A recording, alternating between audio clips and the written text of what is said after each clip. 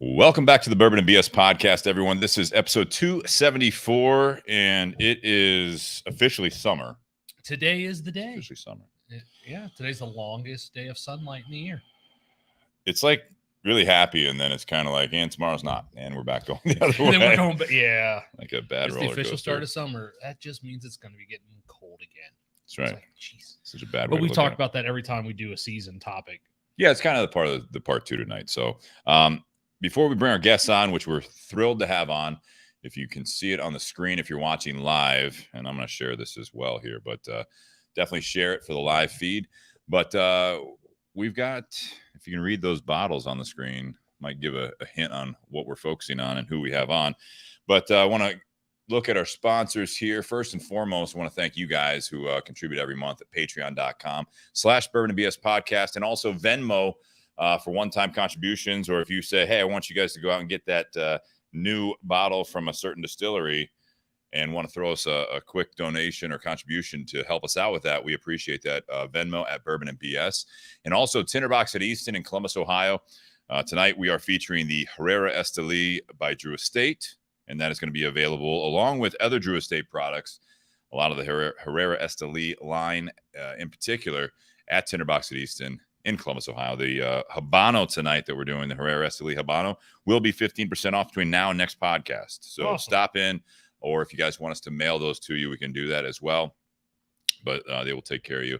And check out, like I said, the Drew Estate. Also, side note, Tinderbox at Easton has an event Friday with Aganorsa Leaf. Mm-hmm.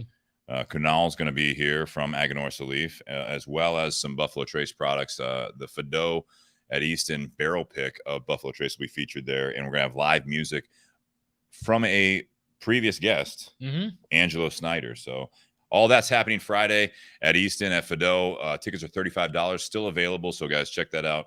If you want to stop by and you're free, come out and have a good time. 6:00 p.m. goes till 9. Live music's at 7. We'll do the tasting with Aganorsa before that. Altadis USA, we've got, what is it? The Romeo y Julieta, the 1875 Nicaragua, made by Plasencia. That's the second cigar of the night. So thank you, Altadis, for the continued support. And also, Be a Cigar Company. The gold and silver are available now at Tinderbox at Easton and elsewhere. And the gold is made by Plasencia and the silver is made by Espinosa. And then also one last thing for business here, buyjack.com/Bourbon and BS for any shirts. You've got the OG, like faded original with the back logo. With the back logo. That's which I got complimented on today, and could have been guy, blowing smoke, but at the car dealership, because BS is his initials. There you go. So he's like, where do I get one of those shirts? Buyjack.com/Bourbon and BS, even though it doesn't have the back logo. So, but it does have BS cigar swag as well. So check that out. Buyjack.com/Bourbon and BS. All right, that's enough of the business. We're going to bring on our special guests here, and we are thrilled to have them. It is Joe Bidinger and Nikhil Sharoff. I bet you I didn't get them right. Here they are. I did it better before the show. You did better before the show, yeah. God damn it. It was still good, though. We still loved it. Yeah. It wasn't great. Introduce yourselves and make it sound right. Sorry, I'm outside. I've got a bug down my shirt now. Yeah, Joe Bidinger, Echo Spirits. I'm the founder and CEO. And Nikhil Sharoff, another founder and COO, I guess. That's how we guess. Production and all things. Yeah, operations. You're guessing at your title? Well, it's we that kind of set up company. Titles a little bit. Like, do you have a business card? Recently. We didn't do put you on either? Yeah, I don't give those out very often. What does it say? What does it say on the? On it. I think it says founder. I don't know. Those were printed like 5 years ago. Okay. Yeah. Perfect. Like I said, that kind of company. Not the first guest in the whiskey world that don't actually have an official title that they can Don't name. know. I just do things and I show up. I'm not sure. The barrel manager. Right. I think it's partly too because, starting up, you're doing everything. You know what I mean? Like you want to give yourself the title of whatever CEO, you don't want to lock yourself in and have to figure it out later or feel like you have to change it. Yeah. And then by that point, by the time you kind of dial in and figure out what it is that you're good at and you're doing, you're too busy to kind of go back and figure it out. Makes sense. Yeah. My job is sales ambassador. that's my title. Fairly accurate, right? That's kind of what addressing you as Mr. Ambassador. Ooh, I like that. I just work somewhere. You're the GM. Not really. Although more people think you're the owner than All right, you're the GM. let's not start that. No, let's not start that whole thing because I'm not. I don't own shit other than a house and a dog. Yeah, and a car. And a car. There you go. All right, let's get into this before we derail. How are you guys? How are you doing? You hot? Is it hot there? Am I the only one sweating here? Good. It's nice. No, it's it's nice out comfortable. here, yeah. It's a little bit of a light breeze, some bugs. You'll see me keep kind of doing one of those. It's like you said, Once you it's light up the cigar, those will go away. they'll go away. Like you said, it's the first day of summer, which means it's bug time. It is bug time. Not a fan of bugs. Not a huge fan. Kind of a critical part of the whole infrastructure of the earth, I suppose. But yeah, not a huge fan. Yeah, they serve their purpose, but doesn't mean I gotta like it, especially in my house. In the house, sure. In the house. All right, so let's hear about it. You guys are the co-founders of Echo Spirits, Echo Spirits Distilling. Yeah. We are featuring the bourbons and ryes, which is, I believe, pretty much your whiskey selections, but Yeah, that's not kind of what you guys do, correct? Yeah, sure. Yeah, we're actually kind of, the whiskey game is a little bit new for us. We've had the rye whiskey out for a few years, but the rest of the lineup, just in the last month or two that we've kind of really put that out there. We're more known actually for our rum lineup, our white rum, spiced rum, pineapple rum. Queen Share rum has won double gold at San Francisco a couple years in a row, and that's kind of where we made a name for ourselves, but decided that, from a passion perspective and from a strategic business portfolio kind of perspective, we wanted to be known for more than that. And it kind of, I guess people would approach us and ask us, what do you make? And we'd say, okay, well, we mostly make rum, but we also, we've got a rye whiskey, and we've got a vodka, and we make this other thing called Geneva that you've never heard of. And it kind of became this long rambling trail of things. And we decided, hey, let's become the rum and whiskey company of Central Ohio. Okay. When did you guys found the company? So technically we founded in 2016. Yeah, you asking paperwork or how slow we are at things? When did you guys say, let's do this? Oh, when did we say let's do this? Yeah, that was like 2016. Yeah, all right, there you go. Maybe even a little earlier than that. But we had paperwork and stuff 2016, but took us a little bit of time to find a location. So we actually opened up our location for distilling in October of 2019. So that's when we started distilling. That's when we actually started putting stuff out. And then the bar itself opened up the next year, 2020, which, was a great year to open a bar. We kind of we thought we were going to get the bar open in March, maybe April of 2020. You guys know the timeline. Some things happened. Wound up being later. How did that go? That was frustrating. That was trying. I mean, like it was for so many other people, for sure. We essentially at that point, we had white rum on store shelves in, I think, 5 stores, which is primarily a bar and restaurant type spirit. It doesn't, rum doesn't sell particularly well at retail, especially unaged rum. And suddenly all of our customers were gone. Wow. So that was fun. It was a long year. There was a lot of days with me and our bar manager, because we kept him on the whole time trying to make sure, like, hey, when this all starts to turn around, we can jump on this quickly. There was a lot of days of what I'm going to call R&D. R&D, I like it. Which brought you where you are now. How did you guys? I mean, obviously at that time, not to rehash that whole scenario, but I mean, like, you guys didn't know how long it was going to go, right? So you just opened up. And you're like, all right, 2 weeks. All right, this is going to hurt, but we're gonna be all right. We'll just put it on hold. Like everyone, like just take a couple days off type thing. Right. And then how did that go? When did you guys actually like open it back up? The restaurant. Let's see. So that was also just enough time for the city of Columbus to figure out that even though there was I won't name names, but a longstanding city brewery that had been in there for 7-8 years at that point, they quote unquote did not know it was a bar, which meant some code changes needed to happen. So it wound up taking till December to actually get the bar open. December of 2020. In the meantime, we had, we did hand sanitizer, and we did, we kept working on the rum, or the other distilling stuff. Sure. Because, we're still going to focus on getting the bottles out, at least if the bar can open. Yeah. The silver lining to it all is, the way we were planning it, we were going to wind up opening the bar again with just a white rum of our own out.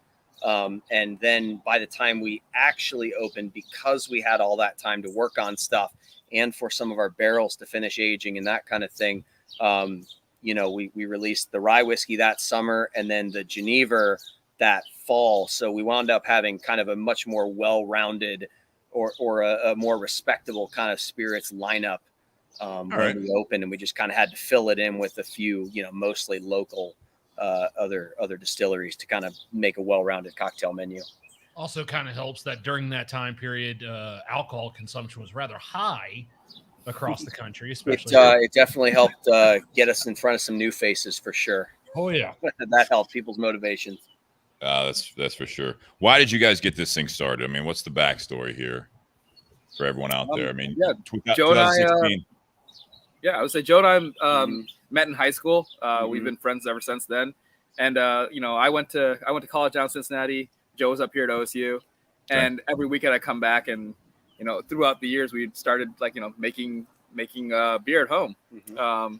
We liked the process. We liked making it ourselves. You had some good stuff, and we kind of wanted to do a brewery at first. Because we had our jobs and we had good times with them, but we wanted something that was our own.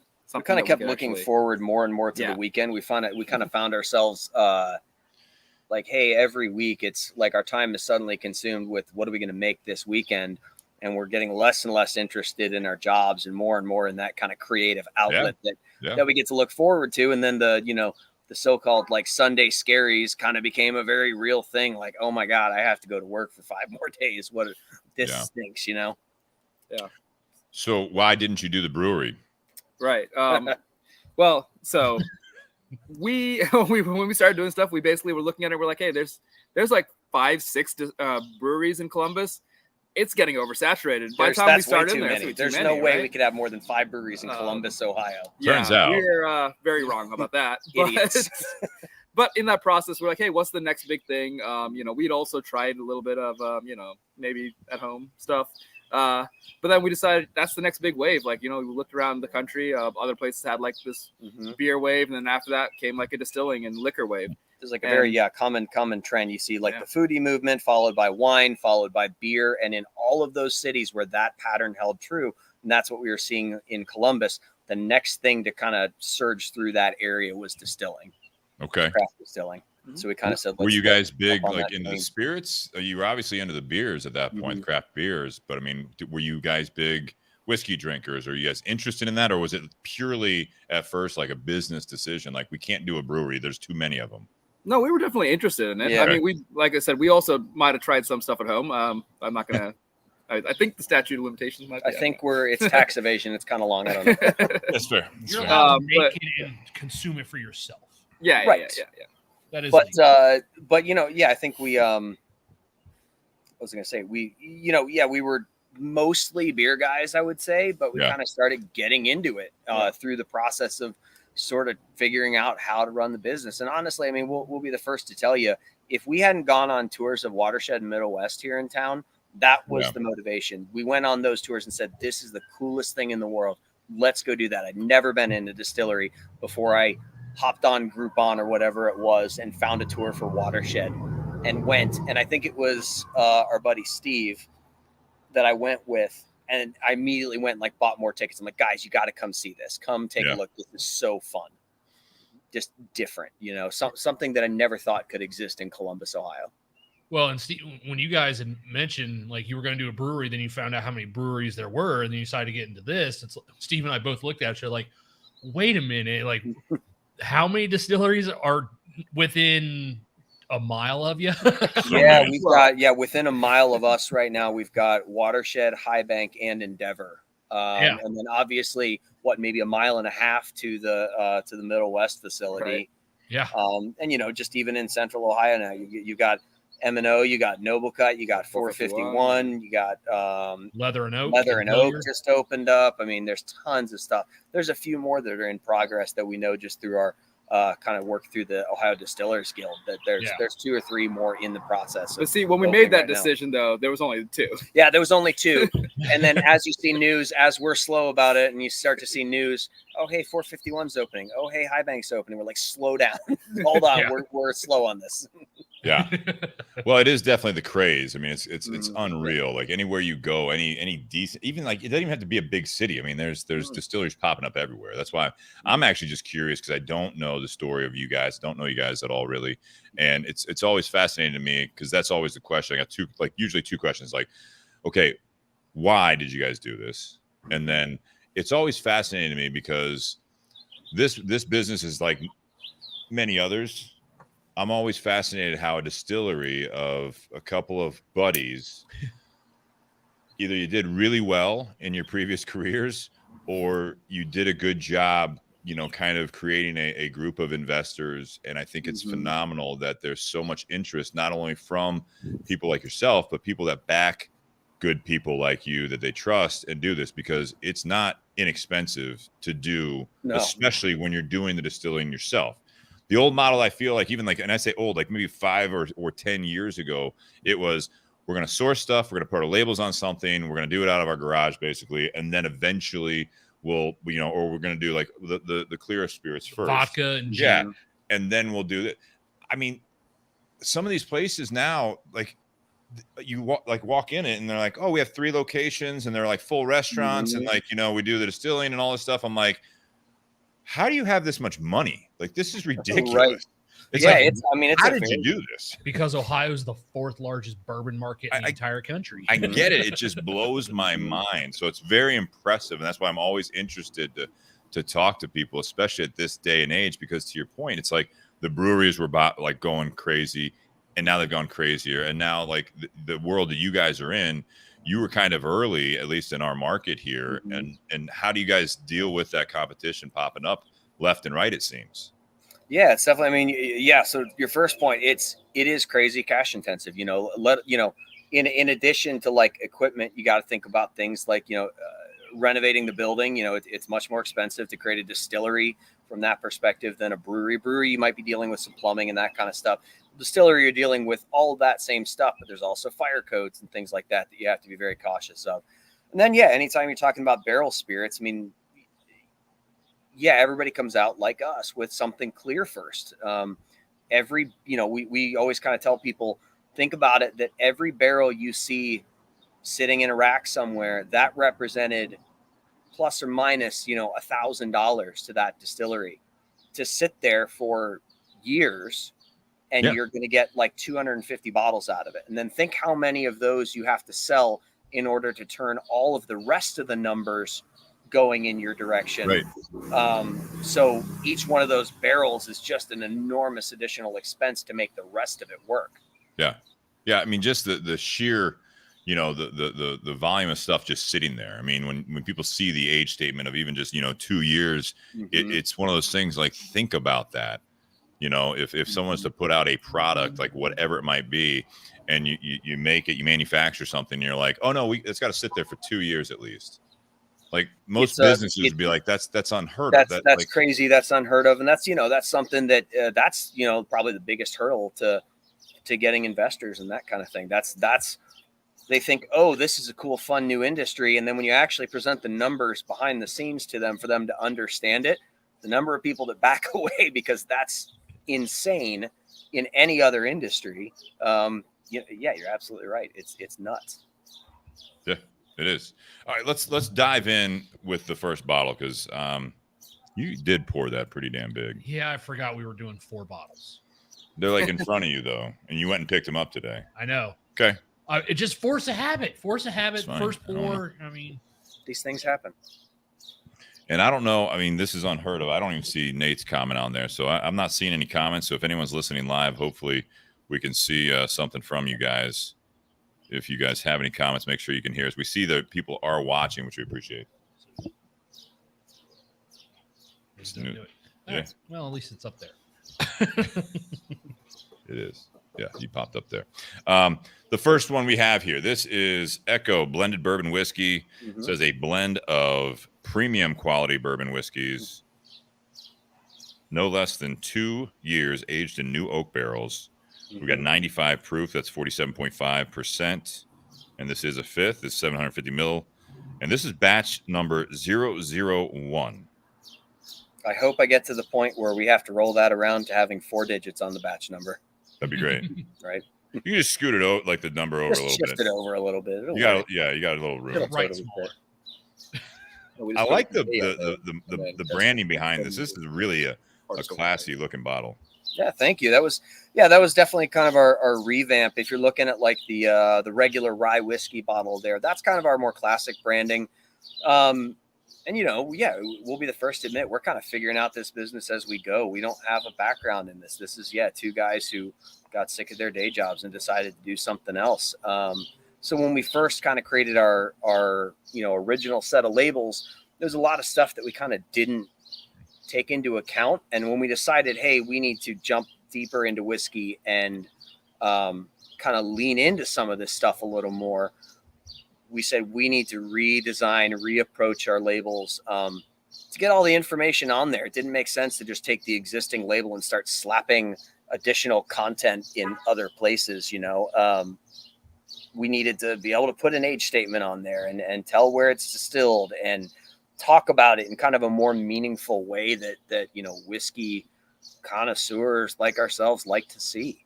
We'll start to put all of our entire barrel aged line. This is kind of the last batch of the regular rye whiskey that's under that old label. The next batch will be under the new label, as well as any of our barrel aged stuff will start to move under the new. So this rye that I'm holding up, that's the original. That is the original. Yeah, that's kind of what we consider our original classic. So it's the same kind of design as with the rums and Genevieve, but different color for each one of those products. But that's the old label. Yeah, that's what we kind of consider the old label. And you'll still see the rums and those kind of things under that. But anything barrel aged, anything where we need to kind of tell a little bit deeper of a story, I guess, is going to move under the new system. Yeah. Okay. All right. So let's talk about this one. This is this is your kind of everyday bourbon, the base everyday bourbon. And that's what I kind of consider it. It's definitely, that's how I describe it to people. It's an everyday sipper kind of bourbon. It's not meant to be, the barrel proof is really where we're looking to highlight certain things, make it challenging, make it interesting. The blended bourbon, it's meant to be, it's what, $37. It's meant to be your $38. It's meant to be your like everyday drinking, simple, not challenging kind of, everyday pour sort of bourbon. Okay. Talk to me about this branding here on the back. It says the storyteller. This storyteller is on both both bourbons. And then it looks like something on the rye there. But it says on here, if you guys don't mind, the storyteller. Every sip of bourbon tells a story of the land it was grown on, the people who crafted it, and the time it spent maturing. It's a spirit that can be enjoyed by connoisseurs and novices alike. It has the power to bring people together. Our bourbon is handcrafted blend. Is a handcrafted blend of several straight bourbon mash bills, yielding a flavor and aroma found nowhere else. And then you guys have the tasting notes on here, which I think is kind of cool. Yeah, we wanted to kind of highlight that and make it, again, this whole change in the way we were kind of doing things here is make it accessible. Let people. That was the problem. Some of our old labels were kind of cryptic, or you didn't necessarily know. You have to go to our website to look up all this other information. Let's put it right on there and get it in front of people. And so those are the notes that we get. Obviously, when you're tasting, that's to everybody's individual palate and the experiences you've had and the things you can compare it to. But we're getting the tea leaves, white chocolate, peppered cherry, marzipan, pistachio kind of notes on it. All right, talk to me about what peppered cherry is. Oh, that's a fun marketing buzzword that we made up after a long afternoon of drinking whiskey. Yeah. Peppered or cherry? Which one? Peppered cherry, because we said it's not cherry. Together. It's not like a red sweet cherry or something like that. But it's also not spicy. It's not a pepper. But it's like the note kind of hits at the same time on your palate. Okay. So it's sort of like a little bit of think a green pepper almost, or like a red pepper, more like a little in the sweeter direction. But yeah, peppered cherry. Do you get asked about that a lot, or do people just? No, that's why I had absolutely no answer for that. Oh, touche. Wow. No, but it is fun. Like, yeah, no, I get it. Yeah, pepper cherry. I love those. That is kind of the fun aspect of that, was when we sat down, we said, so the barrel proof and the regular, it's the exact same blend of mash bills, just at 2 different proofs. So one of the fun things you get to do when you're coming out with a new spirit like this, that you're going to put out like at a consistent proof all the time, you got to sit down and have the whole team in tasting panel, and you kind of pick a range. So we said, we want this one to be between 90 and 100 proof somewhere.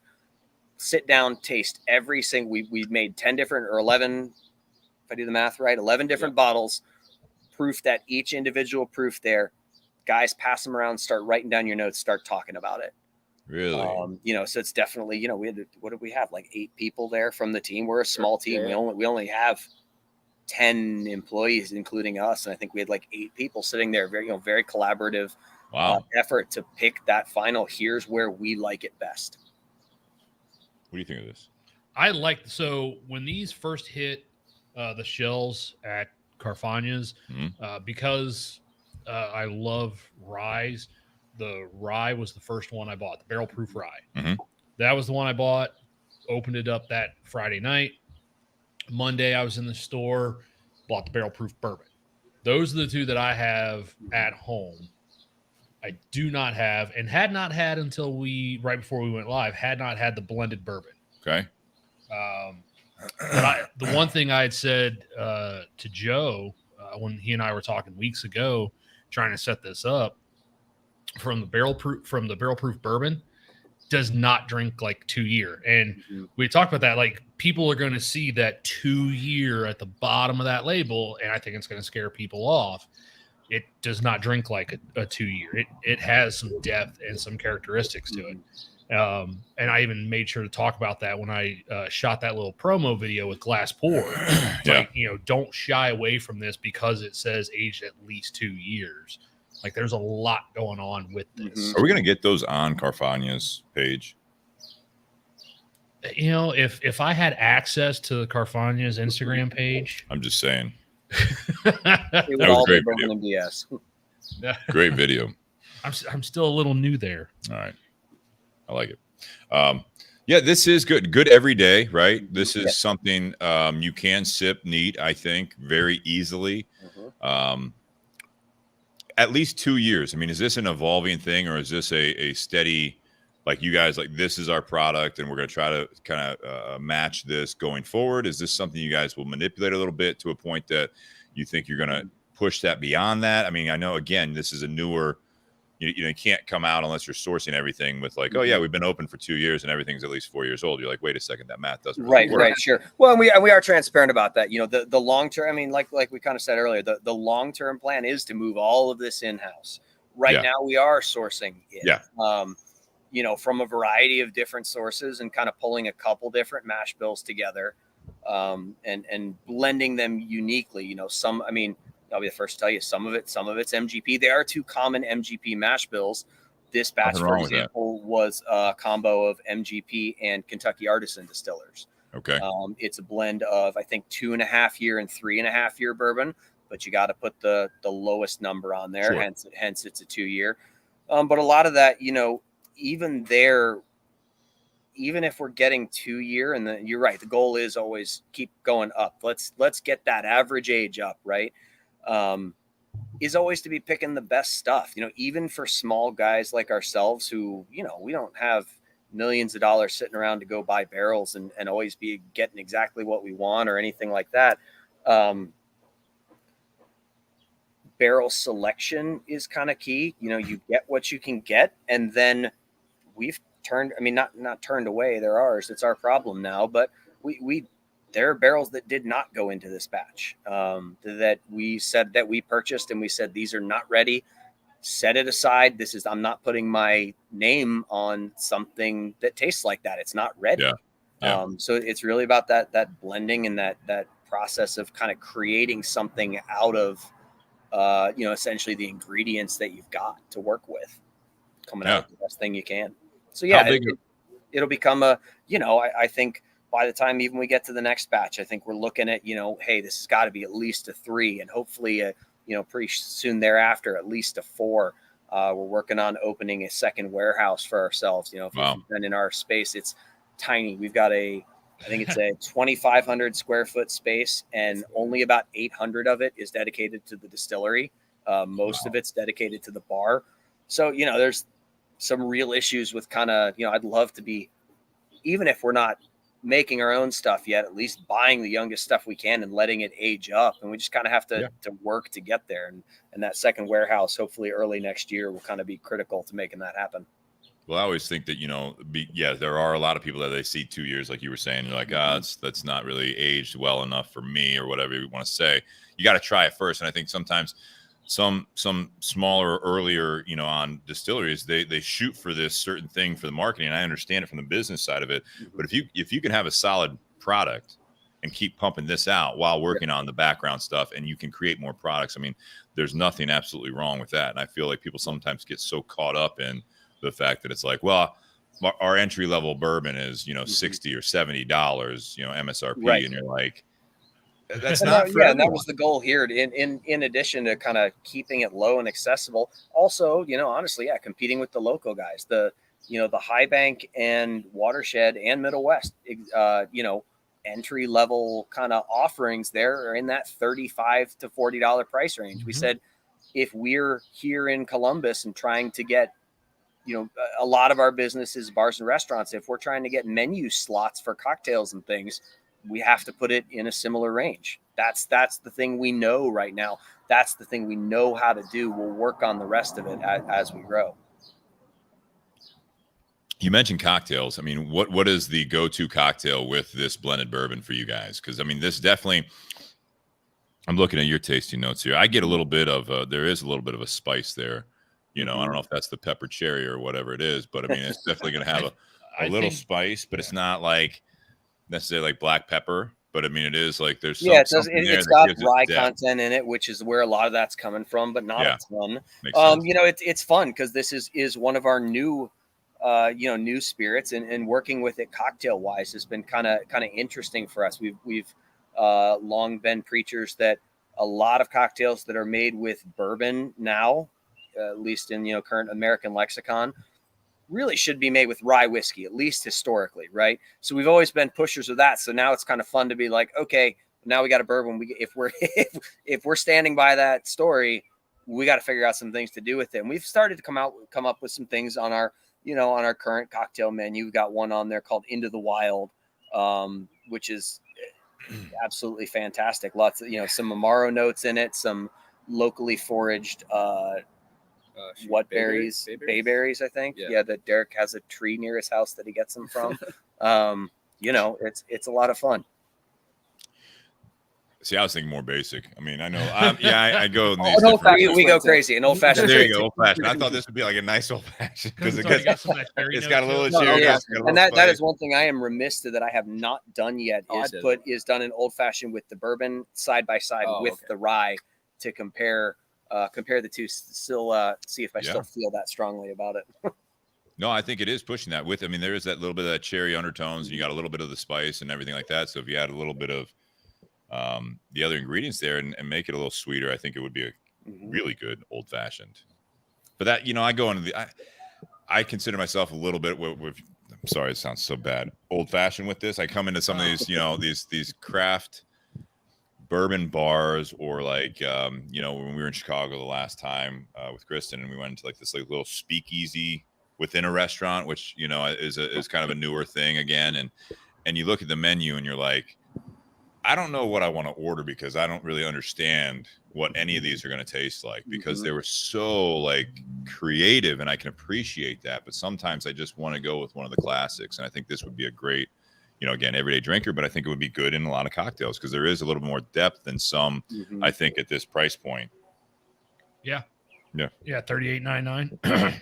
Yeah. I mean, you said it, you alluded to it. I mean, we talk about every time there's a new brand, it seems like all their prices are like 50 is the starting point. Yeah, everything's $50, $70, $100 now, Yeah. For you're right, for entry level stuff.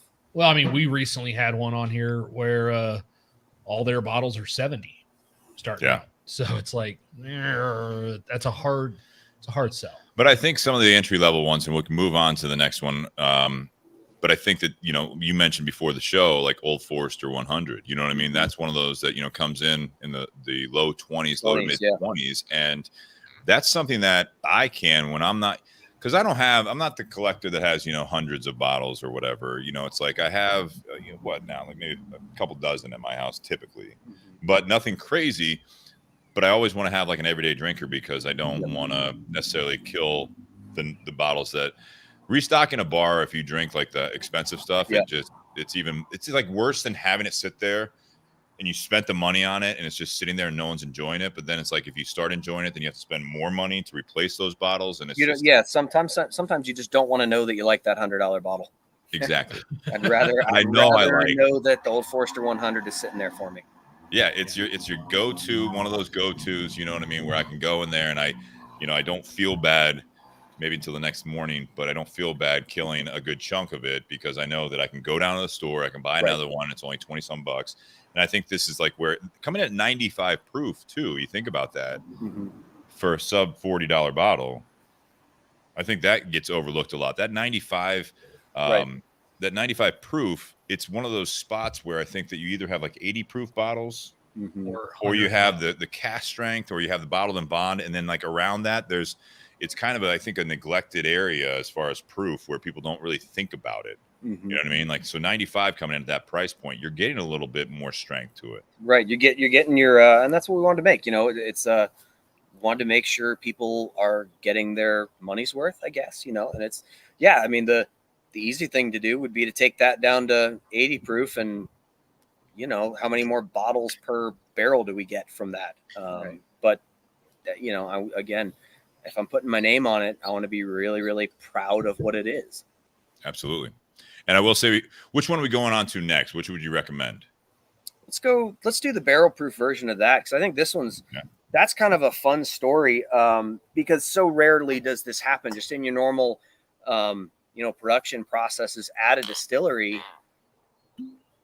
Hey, we need more bourbon. Okay, we're going to make more bourbon. Okay, we need more barrel proof bourbon. Okay, we're going to make more barrel proof bourbon. This is the exact same set of barrels, because they are the first batch of each. We dumped all the barrels, blended all of them together, barreled half at barrel proof, proofed down the rest, or bottled rather at half at barrel proof, and then bottled the rest at 95. So this is like a literal A/B comparison, the exact same set of barrels from the same place, the same blending, just at two different proofs. What are we looking at when it says batch number 1? What are we looking at as far as a yield from what you guys are bringing into you? I think batch number 1 was 12 barrels. Between the two products, there's 12 barrels worth of. Yeah, between the two products. Okay. So we wound up with 1,600 bottles, something like that, total between the two batches. So, or between the two more, would it makes more of the 95? More of the 95 proof, because we bottled half of the volume, I guess, at barrel proof, and then you split it pretty much right down the middle. Yeah. Okay. All right. And so this is coming in at, this is the barrel proof 112.4. And how many mash bills? You said 2? So this is 2. Yeah, 2. And we're transparent about those. I don't like to give up necessarily the blending ratio that they are. Sure. But it's a blend of the, again, common MGP style mash bills, the 70-21. Let me do the math right here. 70-21-9, I think, 9. And the 60-36-4. Okay. So no wheat content in there, all corn, rye, barley. Nice. All right, I'm gonna take a sip of this. Yeah, Lee Whitaker, who's actually with Oliva Cigars, he's watching tonight, and he's commenting. I don't know if you guys are watching these comments. It just takes money to get the land and construction. And he spends a lot of time down in Kentucky as well, and he says it's insane. I mean, they're just knocking buildings down and building new. It's nuts. Yeah. A little different here in Columbus, right? You can't really just like knock down a few blocks and throw up a rick house and I mean, maybe I could name some a few areas, blocks that they could Right. do that. Yeah, in some areas, yeah, but price of everything. Obviously, Columbus real estate market is not not getting impacted by anything else going on economically. So its price just keeps going up. Yeah. I like how on this one for the tasting notes, the fourth one down, you guys have Chipotle cherry. Chipotle cherry. You notice the combo, and that's kind of that tying together. They're the same blend. They're the same thing, but it's Chipotle now, right? It's not just a peppered cherry, a light, a red bell pepper kind of cherry or something like that. This is Chipotle. It's a little spicier. You're getting from the heat from the from the additional proof. Yeah, a little bit smokier. Hey, Austin. That does. This first sip after having the last one, at first it doesn't really come on real strong. Mm-hmm. It builds though. Yeah, it's kind of got this kind of wave thing going on. Yeah. Is that normal? Is that just? I mean, maybe it's just coming from sipping on this. The blended here. I think we've kind of found that, to be true. I mean, we, again, we're putting our name on it. We wanted something complex and good, and I think this blend is better than either of the individual components, and that's kind of where we felt, comfortable with it, where we liked what was going on through the whole palette. That it is more, whereas the blended is that really accessible everyday drinker. This one's a little more challenging. It's not crazy. I'll be the first to tell you. It's not. If I put this at $100 or something like that, I'd smack myself. It's not that, but it's complex. It's interesting. It's got stuff going on. Yeah, it's not just the same and amped up, but I mean, it is definitely amped up. I mean, that's more of a lingering type of a spice there. You get that extra, that extra proof kind of especially dials up the rye content sort of notes and some of that complexity. I think we often find that, especially as we were talking before the show about another podcast we were recording yesterday, and kind of really been on before. Yeah, and really breaking whiskey business and really breaking down, tasting a really high wheat or like a really high wheat whiskey and a really high. The train's over there. Is east.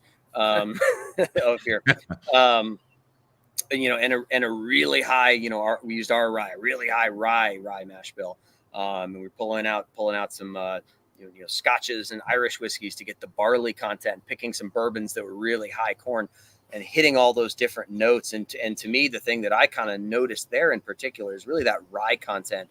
For me, is what adds a lot of that complexity to the rest of the notes. Yeah, you get a bit like you were talking about with the blended bourbon. I mean, with the rye content being in there, I think it adds a little bit of depth to it, and it's definitely amped up on this one. You have a tasting note. Again, I kind of had a question on the first one. As tobacco people, Ooh, we shouldn't have printed that one on this one. We're gonna get picked apart. So the last. So on the back, you have the same storyteller here. You have pecans, cantaloupe, creme brulee, chipotle cherry, which Nate already brought up, and the last one on there is fruited tobacco. Fruited tobacco. So again, it's kind of naming those things that hit you at the same part of the palate.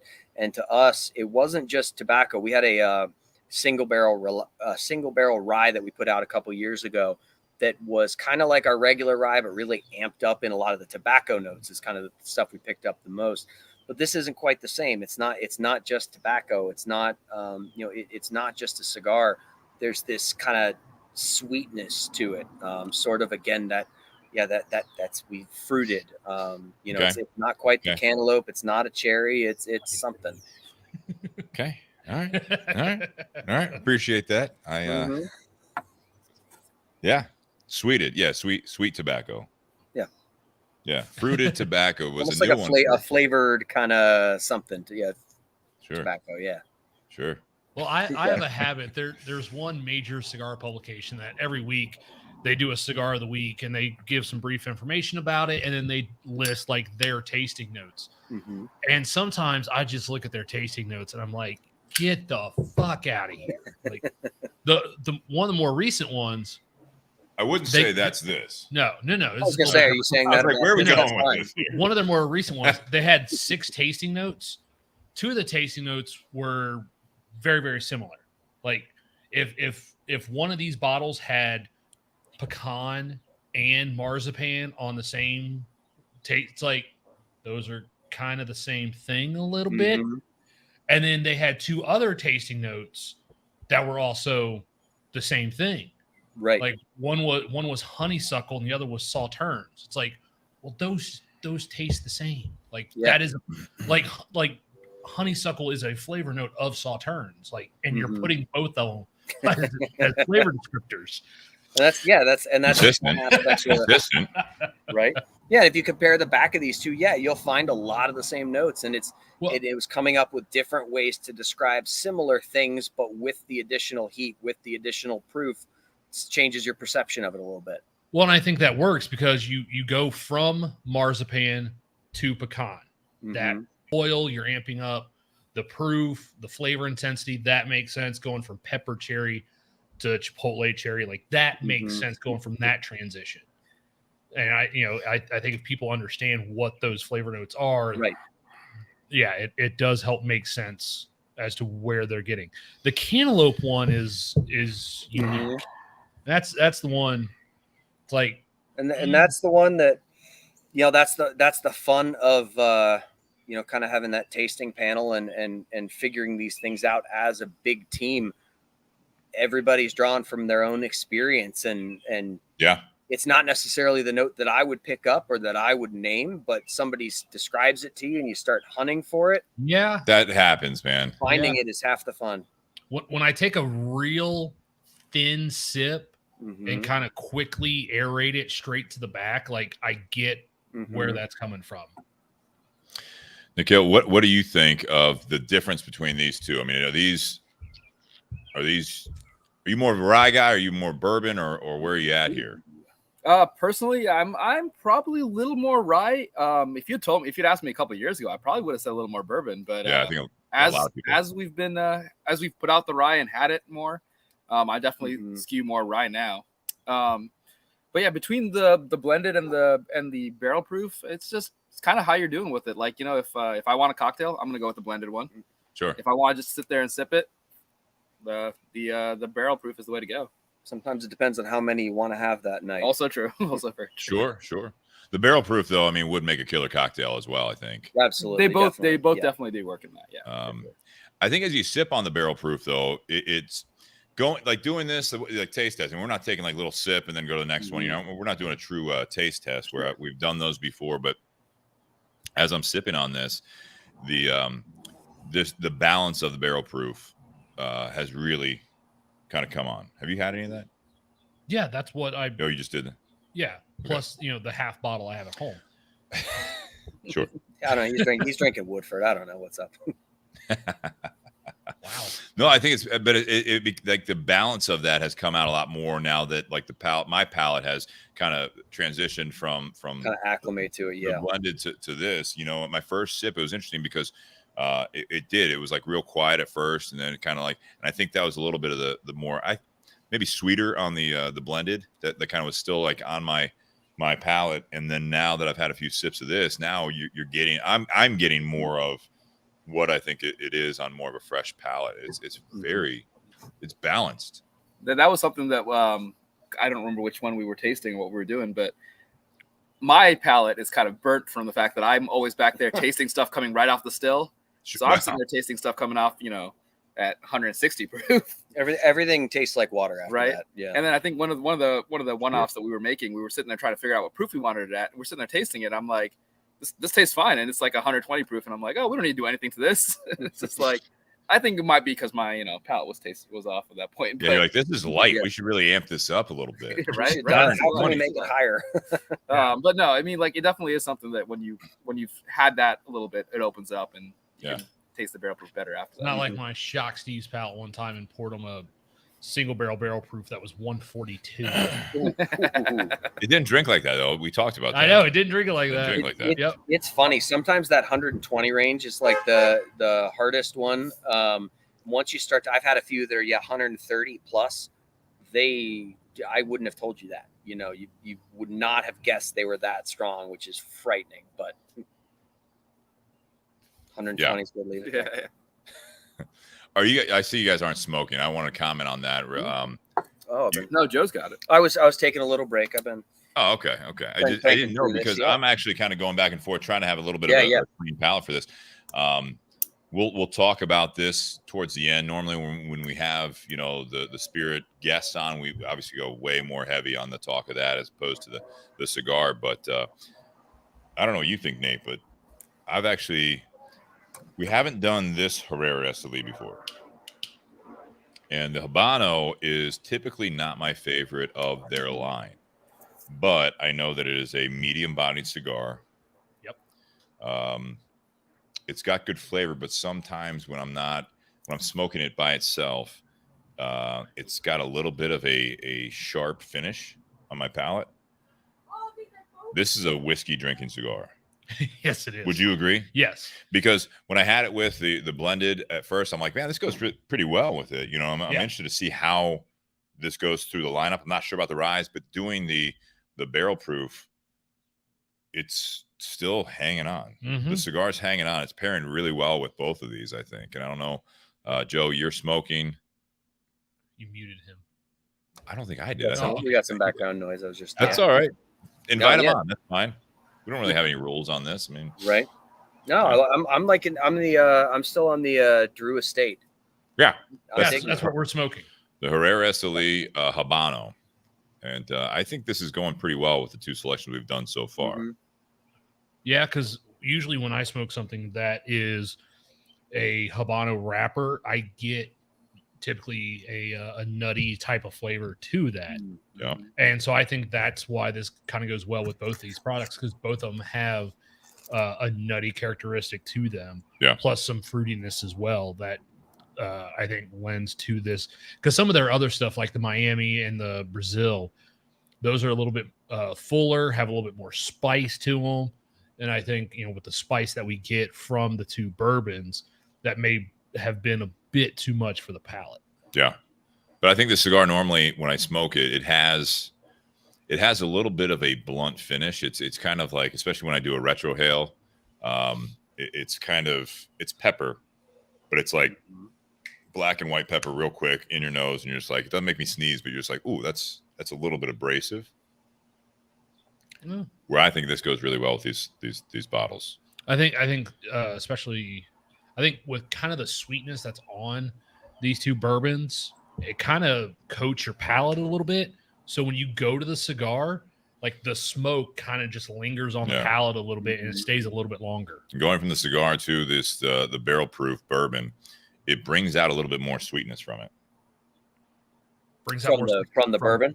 From the bourbon. Yeah, I agree. It kind of, the cigar is kind of, coating the palate, not overpowering it. You're absolutely, I think these are pairing fantastically together. Right. But when you go from the cigar and kind of the drying, smoky effect to it, really amps up the sweetness of the bourbon side. Yeah. Like in a way that I haven't had just drinking it on its own before. Yeah. Well, that's what I was going to ask, because I mean, obviously you guys know these products really, really well and in and out. I mean, the taste, these are pairing actually fairly well, because that sweetness, I mean, I don't know if you've ever tasted that sweetness, but when I was drinking the barrel proof, especially, I didn't get a whole lot of sweetness. And then I went back, lit up the cigar a little bit, took a few puffs of it, went back and took a sip, and it just absolutely, it muted some of the spice that I was getting before from the bottle. You're kind of acclimated. Now I'm getting that sweetness. It's kind of nice.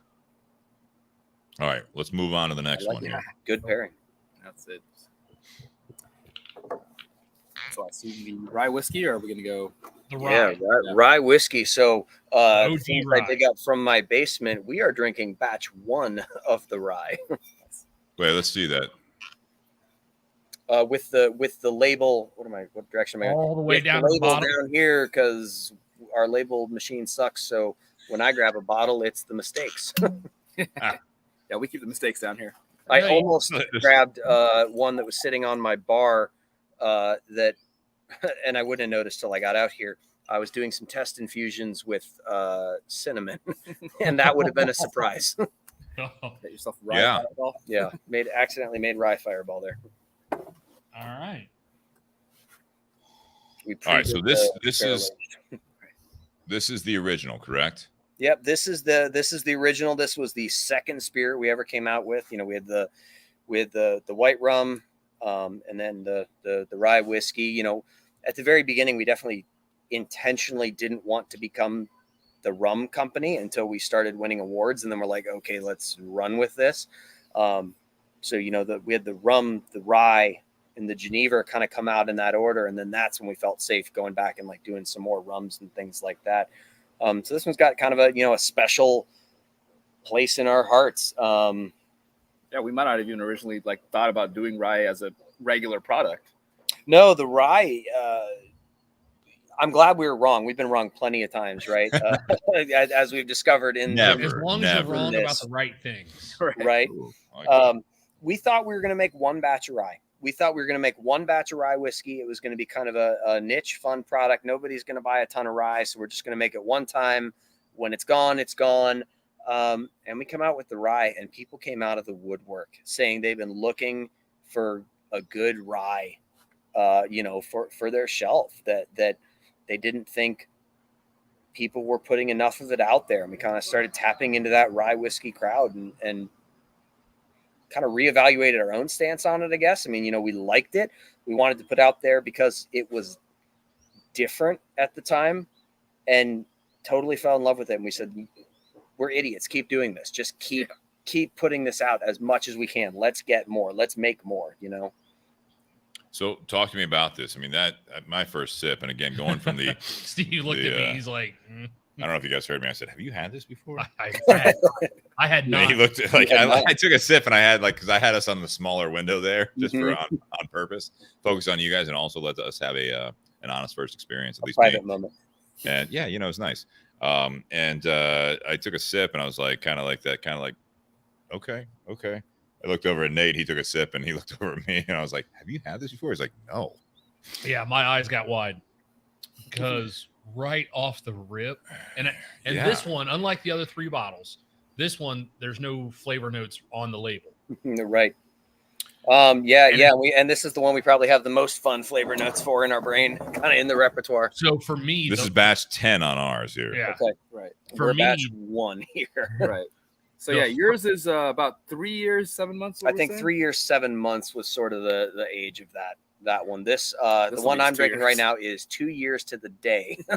You guys are ready. You were excited. Yeah, we were like, this is now a straight rye whiskey. Get it out there. Let's do this. This is summer, mid-pandemic. We need a second product right now. Yeah, the 2 weeks has turned into the summer. What's going on? Yes.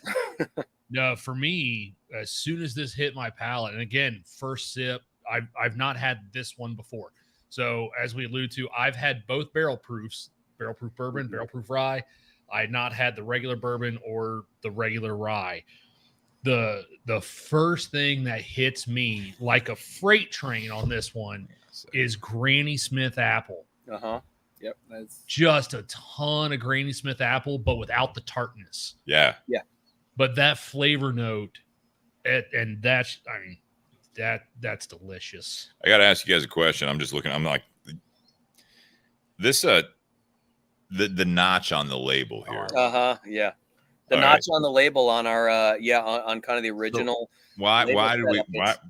I know the line's gone. I get that. There's no line there, but that was cool. Did you see this? What's that say there? So like right there, like you guys still have the same notch. You have a similar notch on all that didn't go away, the shape of it. But so above the notch says time for a toast. Below the notch, time for a new bottle. That's your guideline. We try to make it easy here at Echo Spirits. That's when you need a new bottle. But why did you? I mean, was it not just balance on the other side? What's it say on the? Is there something on the other side that there's nothing on the other side. Did this just go away? I mean, like what happened?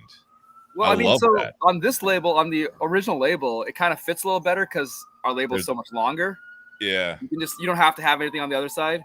On the new label, you kind of have to have a balance. So you have to have the notch on both sides. Because you can see both sides at the same time. And, we're kind of trying to evolve it. We wanted to keep that. Oh, the other side didn't have a notch. Okay, I'm sorry. Yeah. Yeah. that us? That's us. I live right by a fire station. That's their side. You sure? I don't know. Yeah, because they were muting it. That's fair. Are they coming to your house? They did not stop at my house, which was reassuring. It was also not the ladder truck, so it doesn't seem like that big of a problem. We had an episode where the ambulance actually pulled up next door. So, yeah. No, I like that though. That is cool. I mean, I get what you're saying that you can't have that was very clever and yeah, we want to keep that element in there too when we have the new labels, just to kind of call back to it. But that is cool. Just as I'm like, because I'm all one, when I'm shopping for a bottle, I don't really like pick up every bottle and like examine it. But when we do the show, especially, the thought that you guys and everyone else they put into these, the marketing behind it, those subtleties like that are super cool because you don't see it until you actually get back, home. If you order something at the bar, you're obviously not looking at it, but when you have that's cool. Man, that's cool. What do you think about the flavor? Okay, that one that just went by was the ladder truck, so it is a big problem. It's escalating. Is that the ladder that's up behind you, or is that something else? No, they're not. Oh no, thank God they're not stopping here. No, they went down the road. They're gone. What is that? Oh, that's a side of cell power. That's a trellis. Oh, and then what am I looking at? That's the power pole. Yeah, power line. Oh, okay. I was like, is that a green screen? I feel like you're doing a weatherman on us here. I know, right? Well, God, they have a hard job, don't they? They do have a hard job. They must get pretty good at it. Yeah, no, the label. I mean, that's kind of one of our kind of internal mottos has always been is sweat the details.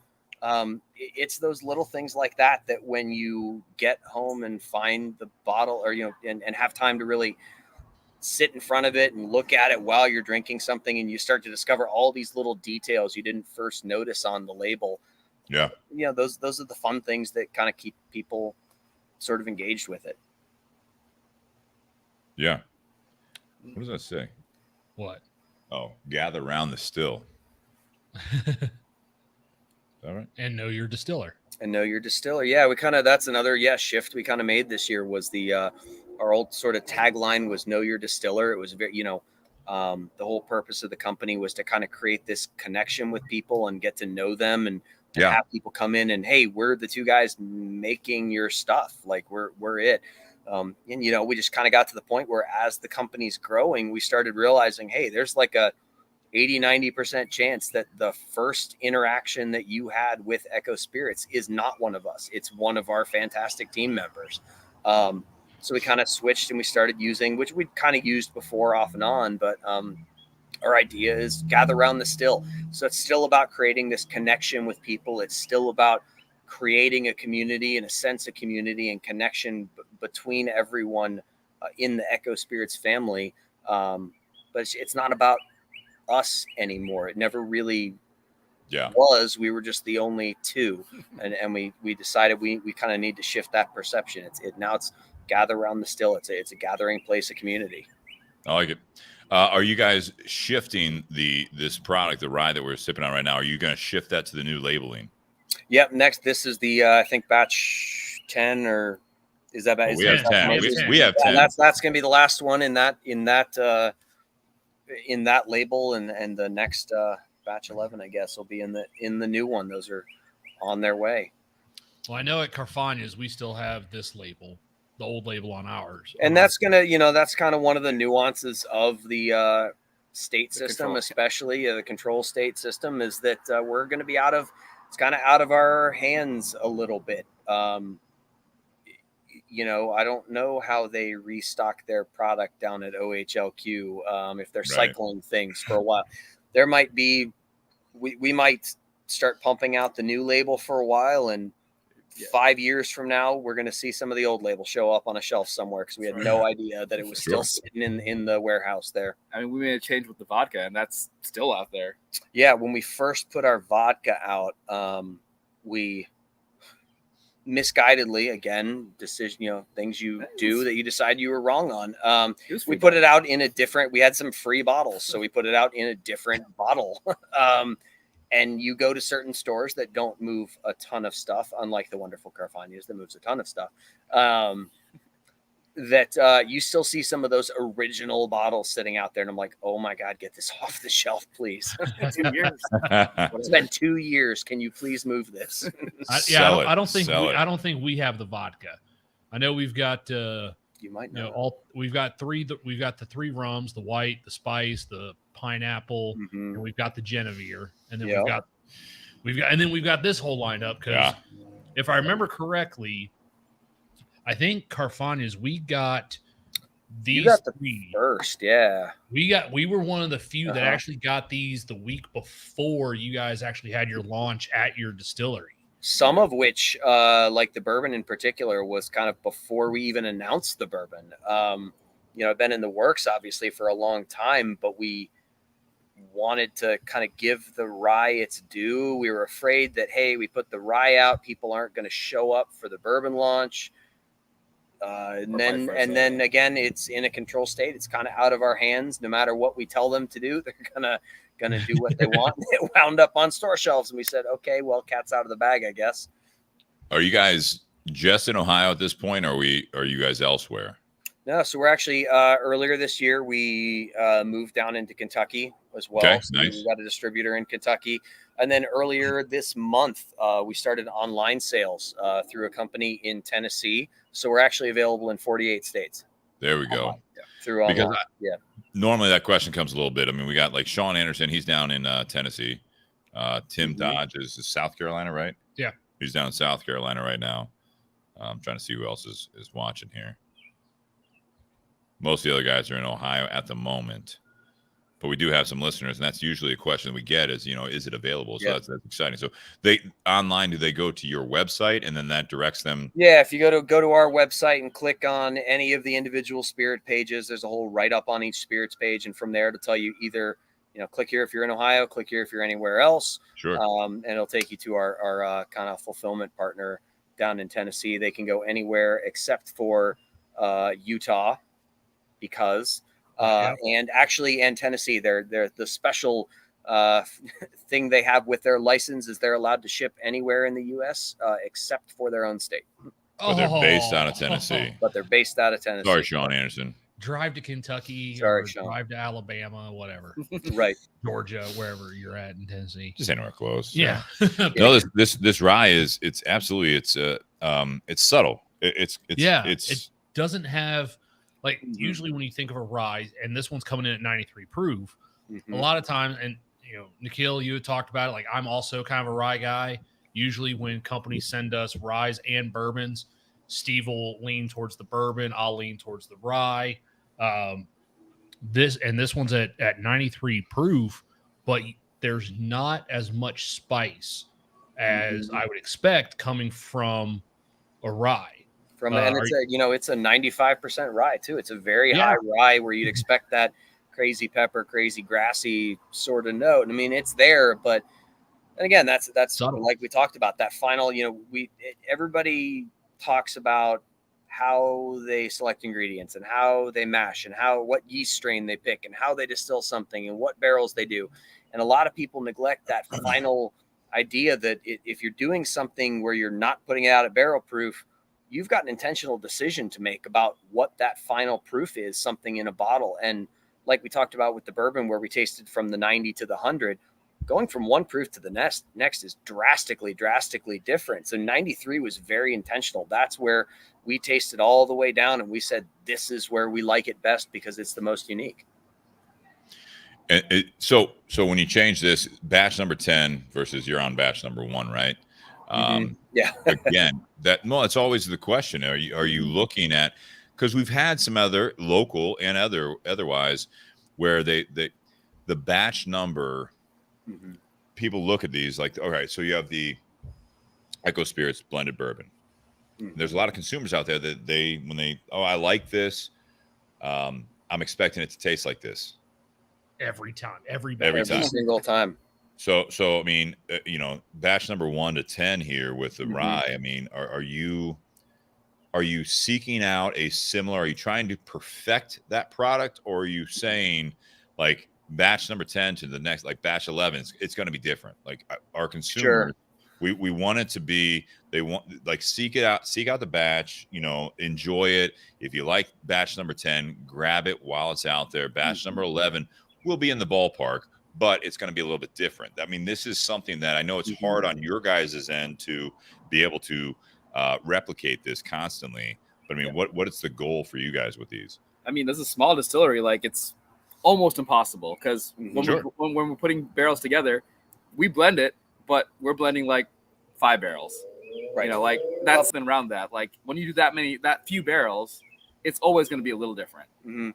Some of these, any bigger brands you see, and they'll see something like small batch. Well, small batch doesn't have any legal definition, right? Sometimes to some guys, small batch means thousands of barrels getting blended into that, where they are able to achieve that perfect consistency or a completely undistinguishable difference between them because of the sheer volume they're working with. When we're working with 4 or 5 barrels at a time, they're going to be different. And I think to us, the important thing is, like, different is okay as long as different always means better.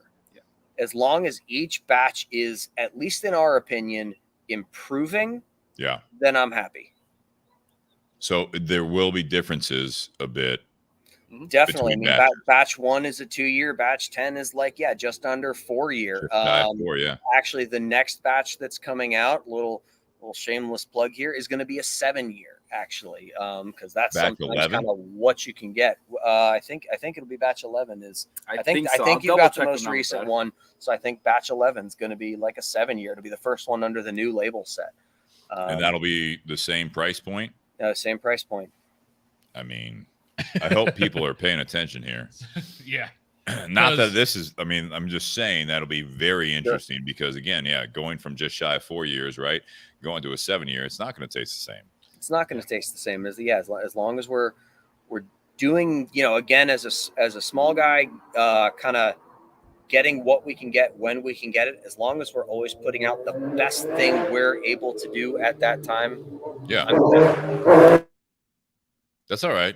They're getting after it. Fast and the Furious. Let's go. Got a neighbor with a motorcycle and a stop sign right by my house, too. The gear shifting was way off. He's not very good. Not very good at it. No. No, that's scary. That's scary. I do this rye. I'm excited. It's funny because is this the rye barrel proof, right? That's next. Mm-hmm. This is batch number 1. Batch number 1. Like we said, we had the original rye out years ago, but it wasn't till we kind of decided, what are we doing? We need to put out other stuff. Said, well, the obvious first choice, even if we do nothing else, is to put out a barrel proof version of this.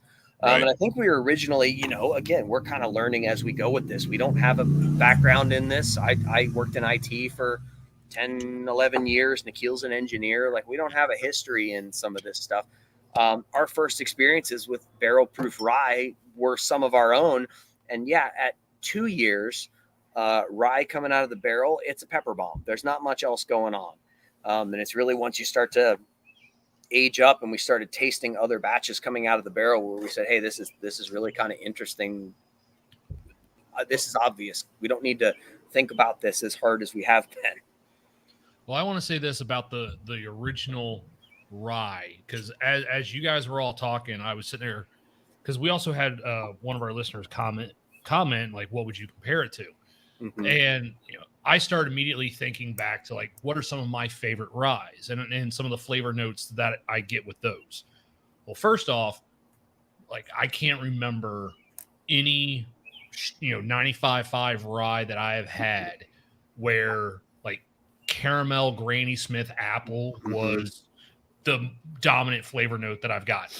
I've had wines where Granny Smith apple was the dominant flavor, but I've never had a rye whiskey that Granny Smith green apple was what stood out to me on the flavor profile. But I was sitting there thinking about some of those ryes that I really enjoy and the price point they were coming in at. And what's this? The rye is what, $42.99? That's the old price. Was That's the old price. At the beginning of this year, it's $36.99, I think now. Sure. $36.99. Like most companies, you lower the price. That Absolutely. makes total sense. Yeah, over time. Yeah. But right. but no, like right, yeah. 3 of my favorite ryes that I can still get in the state of Ohio, although some easier than others. You're looking at a $70 bottle, an $80 bottle, and a $95 bottle. Mm-hmm. And this one's coming in at 37. Yep. And it's completely different. But I think that's what's great about it is it's so different because some of those other ones Steve and I talk about, like Christmas morning in a glass or, like pancake syrup kind of sweetness to them, some of them. And this one's just completely different. And because it has that apple without an overwhelming spice, like it's very, very unique. I can't think of another rye or bourbon for that matter that has a similar flavor profile. Mm-hmm. And that's where it's, like I said, I mean, this is a 95. Yeah. Yeah, this is a 95.5 rye. I mean, it's a very common mash bill, but what you do with it afterward, if you treat it like an ingredient and do something different with it, you can still turn it into something completely unlike stuff out there. This batch number 1 of the barrel proof, obviously, with the bourbons, you said you split it, right? I mean, this was a newer product. So what are we dealing with here as far as you had a blended mash bill on the bourbons? This is a 95.5, I assume, right? Yep, 95.5. Are we dealing with so same mash bill, but obviously different as barrels? Yeah, this is a completely different set of barrels. This is it'll be 4 years old. Okay, actually a little more than that, right? A little over. I think it was a little over 4 years.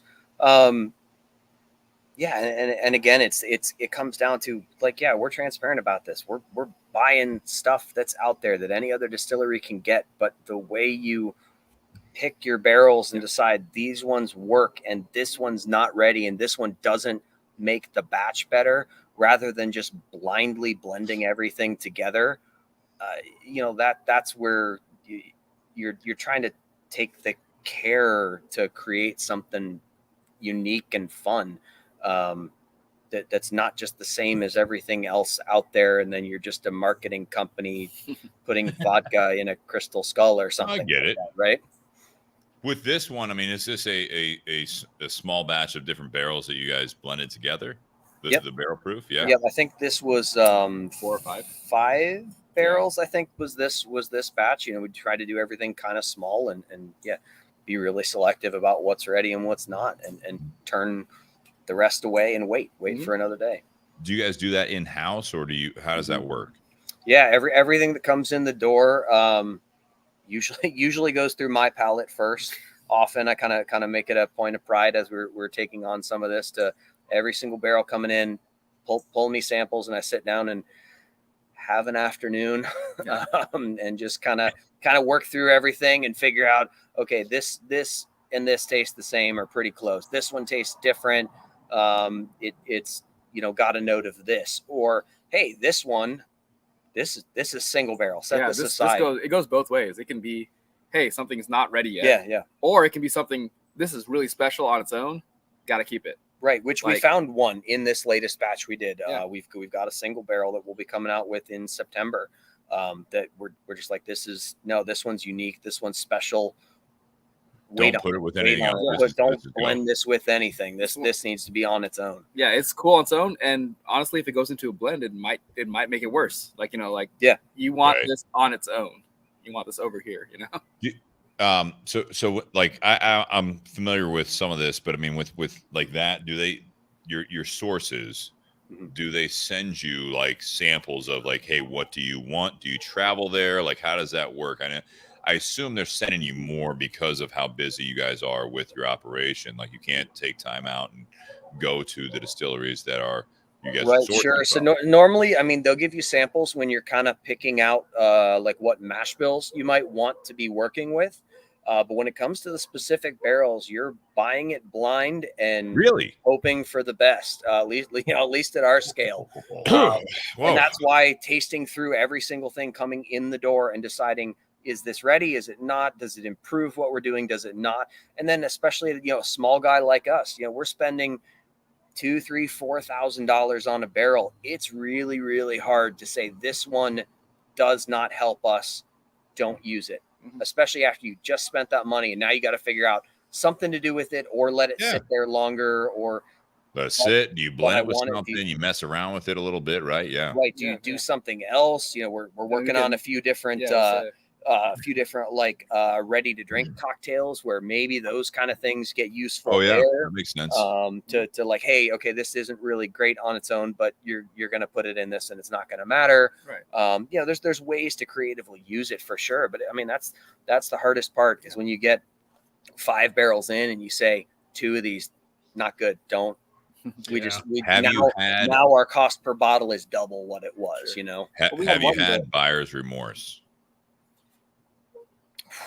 Where it comes into, you're like, is it all right? So in your storage, right? And you do you have a barrel that is like the wild card that you're like, it's got a red flag on it? Like, I don't know what an example of one. Okay.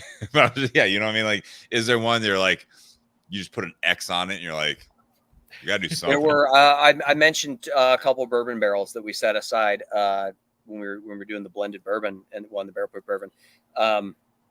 There were 2 in particular where we're like, these are, I know it's the same mash bill from the same distillery, filled on the same day, same everything about them.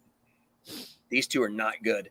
I'm hoping that they'll age out and fix themselves in some fashion, but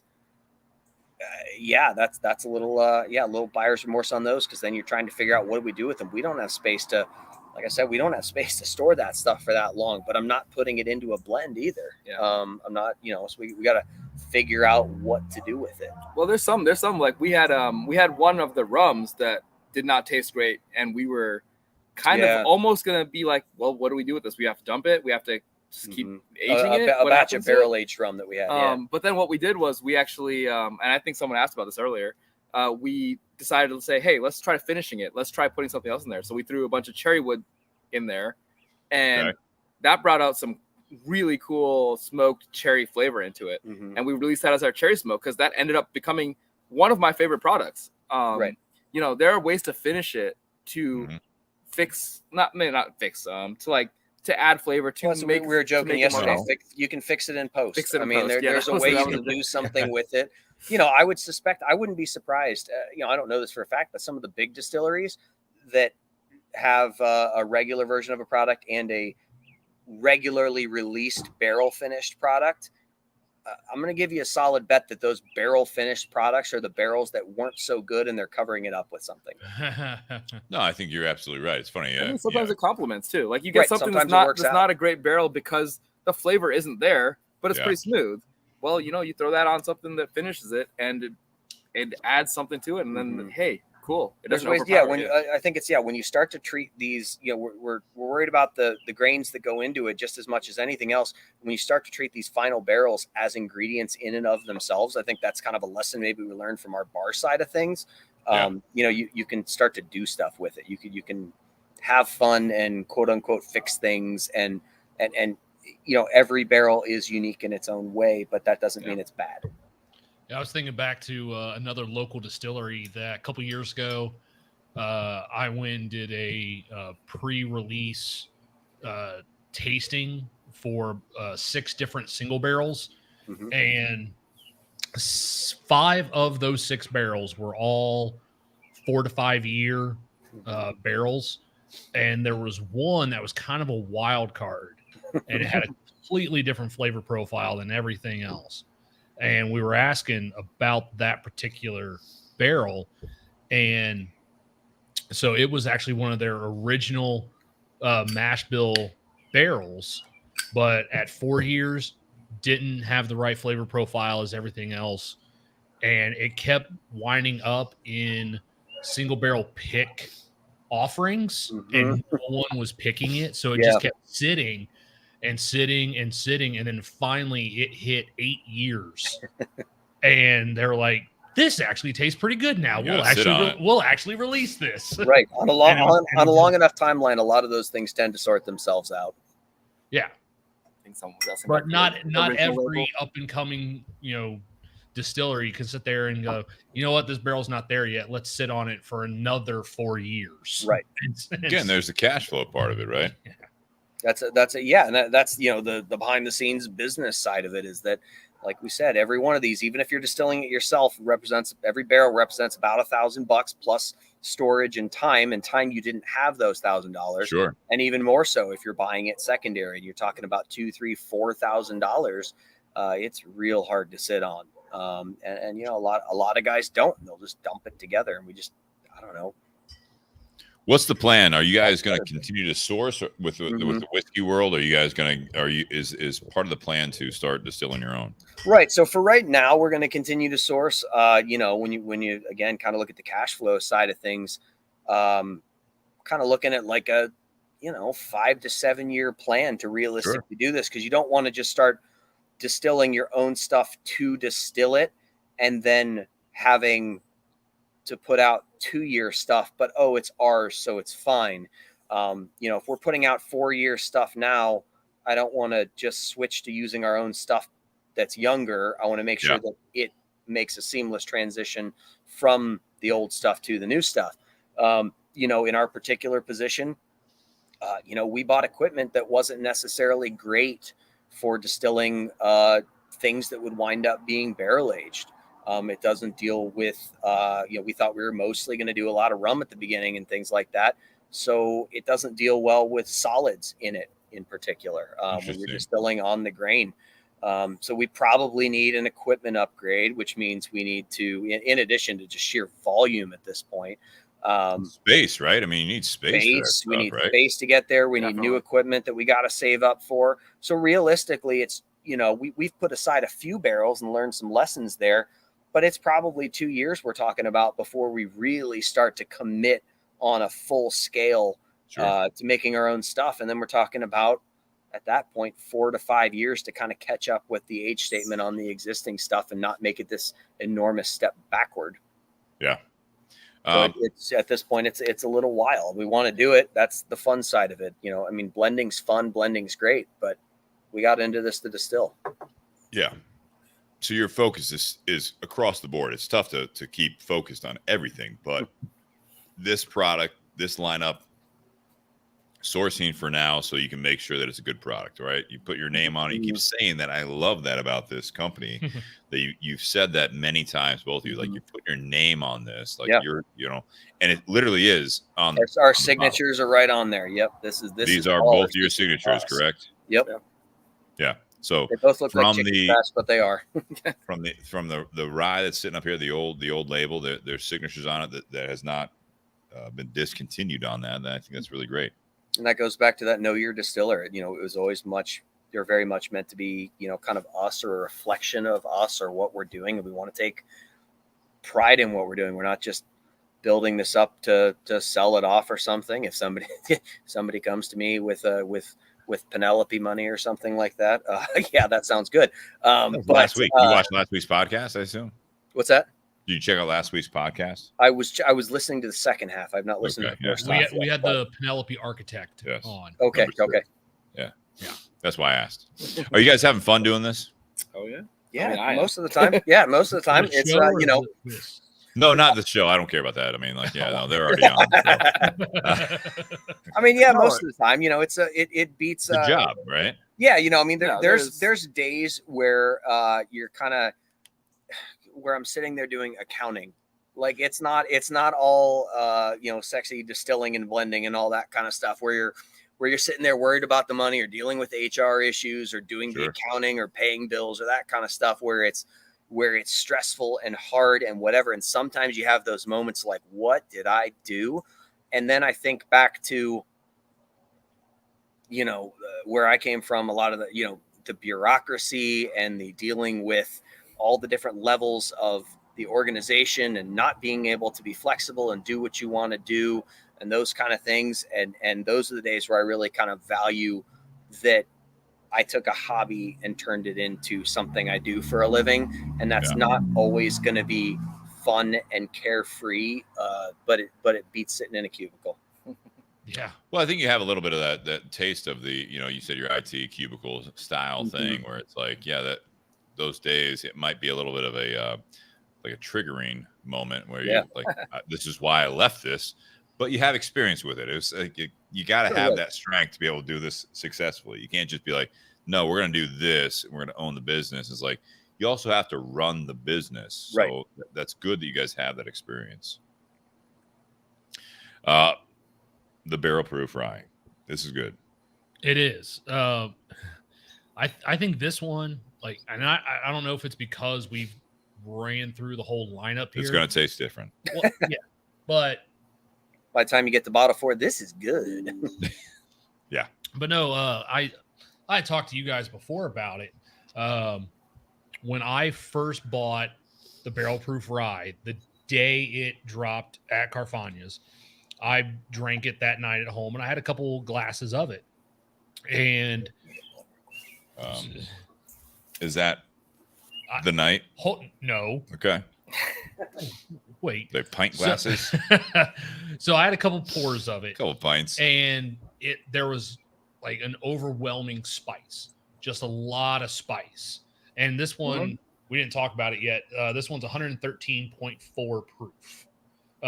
So it's just a hair above the Barrel Proof Bourbon. But just an overwhelming spice. And that seemed to be the predominant flavor that I had. And so I took my bottle, put the cork back in it. And then on Monday, I got the Barrel Proof Bourbon, and I was sipping on that throughout the week.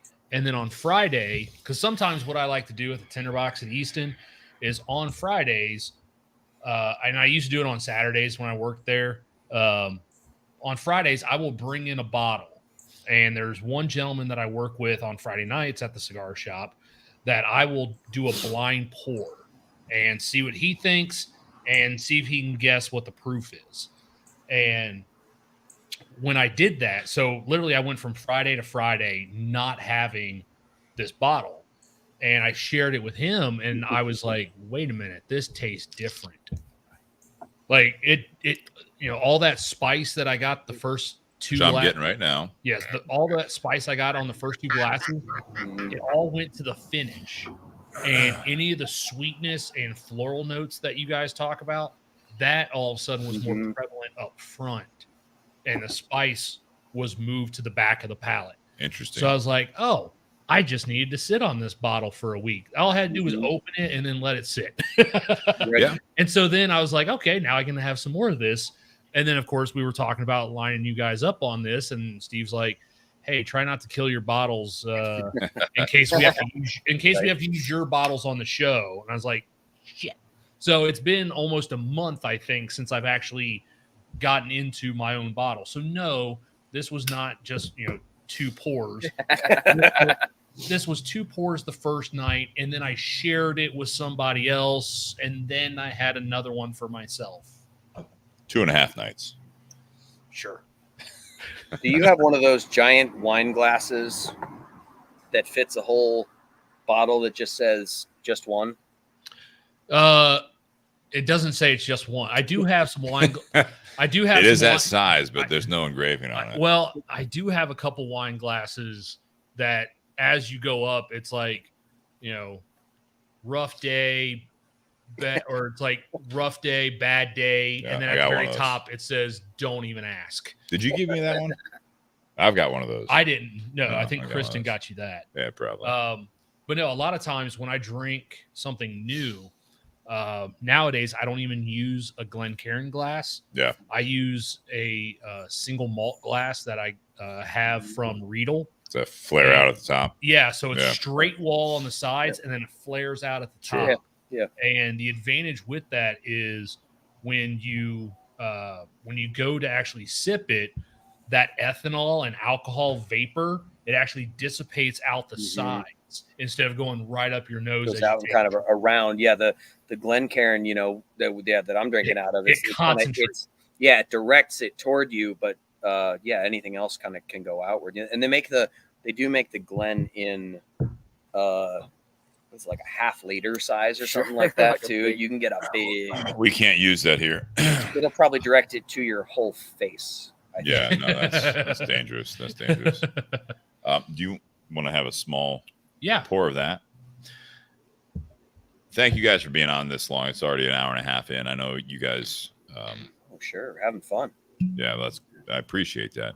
But we're gonna round out part one. What are we gonna expect? There we go. What are we gonna expect from Echo Spirits going forward?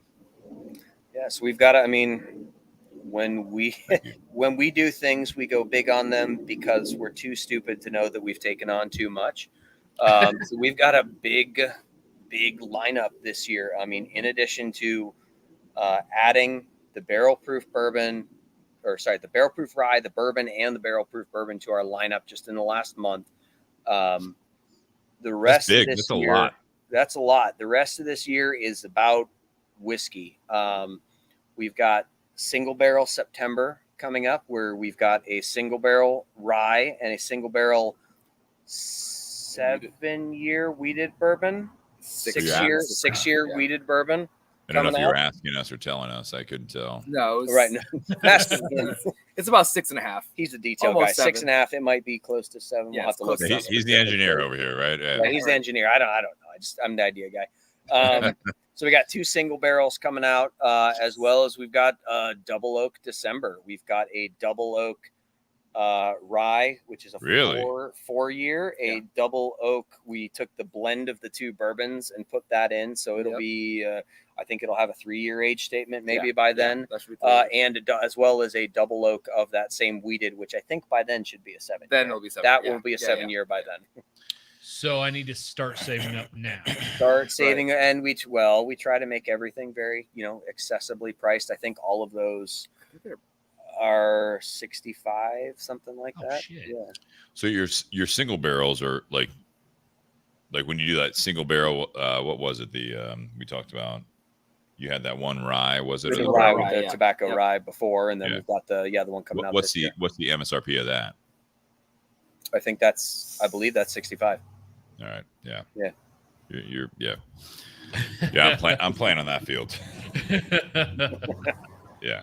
No, that it's appreciated. We talk about it a lot on this podcast where and we already alluded to that earlier, where it's, there are companies out there that they don't have a bottle out there. We've had it on the podcast. We've had some great products. And I'm not saying this in not a negative way, but you guys are familiar with Barrel Craft Spirits. Mm-hmm. Yeah. They do some great stuff, and they put some great age on the kind of what you're doing. They source it all. They do all that stuff, but to buy a bottle of their product, it starts at about 85. Yeah, you're at 85. And they're pushing 100, 120 on some of them now. Yeah, unique one, it's 199, and it's like we've been fortunate enough to try some of that stuff, and they are fantastic. Mm-hmm. It is something, again, if you are going to have something, and I appreciate, I don't want to say because you're a local distiller, no matter if you're in Columbus or otherwise, you know what I mean? But it's like you are kind of the new kids on that block of all this stuff, and you're honest with it. And if you guys are able to make money, you're able to keep the business growing and doing all that stuff, you're not aggressive with it. You're not doing it just because you're craft. You're not a local. You're not the local guy. It's like, if you want Echo Spirits, it's like, all right, no, we're that good. We know what we're doing. So you got to pay $90 for a bottle. Right. You might get to that point. I think you're still going to have some. We have some other local ones. You mentioned them earlier, and some of their projects are really, really aggressive on pricing. Yeah. To try to keep it. Yeah. Try to keep it accessible. Try to keep it honest. Try to stay humble ourselves. And I would much rather, like we said, it's about community. I would rather build that group of people around ourselves who like our stuff and keep going back to it. Somebody going back to a bottle for the second bottle or the third bottle is way more valuable to me than trying to price gouge someone out of $99 on their first bottle and they never come back. Right. Yeah. But, again, costs go up, everything. the more you age it, the more like, you know, or if you're sourcing it, the more they age it. Obviously, you guys can only get it for a certain price, so it all adds up, and I can appreciate that. What are you looking at over there? So remember, this one has a different story, but I was going to do that in the intermission unless you want to do it. Go ahead. All right. My voice isn't as good as Steve's, but before bourbon, there was rye. Early American farmers preserved their harvest by fermenting and distilling leftover grain, often rye. They would have called it whiskey. Today, we know it as rye. We hand select and marry a few barrels at a time to ensure our high standards are met. Versatile enough to be used as both your neat sipper and your cocktail rye. Tasting notes on this one. I don't know if you... I did glance at them. Let's hear them. Let's hear what they say. Burnt toffee. Is that good? What? I mean, not if you're... Well, it's not charred toffee. Hold up. Lemongrass. Okay. Green apple, which is, you know... That's what you got from that. I got that from Granny the regular Smith, rye. I think the spice kind of overpowers that note a little bit. Bubble gum. Like, what kind of bubble gum are we talking? We talking juicy fruit? We're talking pink and chew it, and the flavor's gone in 10 seconds. So Big like League Chew. Bazooka. Big League Chew. Bazooka with comics or Hubba Bubba. Which all have longer lasting flavor than Fruit Stripe. This has longer lasting flavor. Yeah. Yes.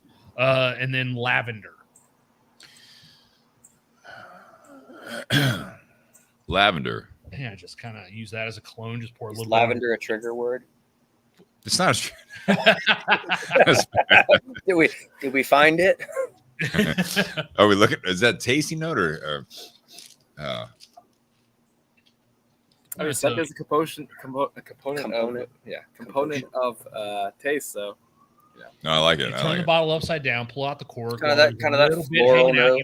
You put it right on your wrist, rub it together, put it on your cheek. Sure. But if I say floral, that's not romantic. If I say lavender, you had to think about it. Yeah. So your answers, though, and again, this is just for our listeners here. I can't tell if you guys are being honest or you're fucking with people. Right.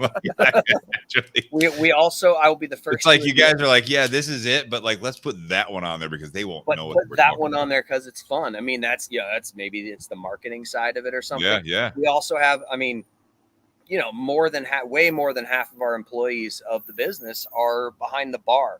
So we're dealing with bartenders. We just won best cocktails in Columbus. We just got named that with our bar. So they've got extensive, crazy palates that I can't even fathom having. So we lean on them a lot. And sometimes that means they're digging deep and coming up with some fun stuff that you gotta, I don't know. I personally, whenever I pick up a new bottle, the first thing I do, what do other people think the tasting notes are? Let's go dig for those first and see what I think and compare it.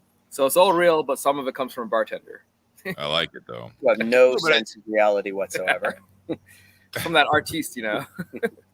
No, but the tobacco world's the same thing. You read some reviews on cigars. If you read reviews on this cigar and you look at a lot of different like reviews and blogs and all that stuff, everyone's got their opinion of it. I think the more you do that, there's some agreed upon notes, right? Yeah, so it's like you don't know what it is, but it's like you start like everyone they start agreeing on like what earth tastes like, you know, what leather tastes like, you know what I mean? Like you hear that on the bourbon side of it, the whiskey side of it, you know.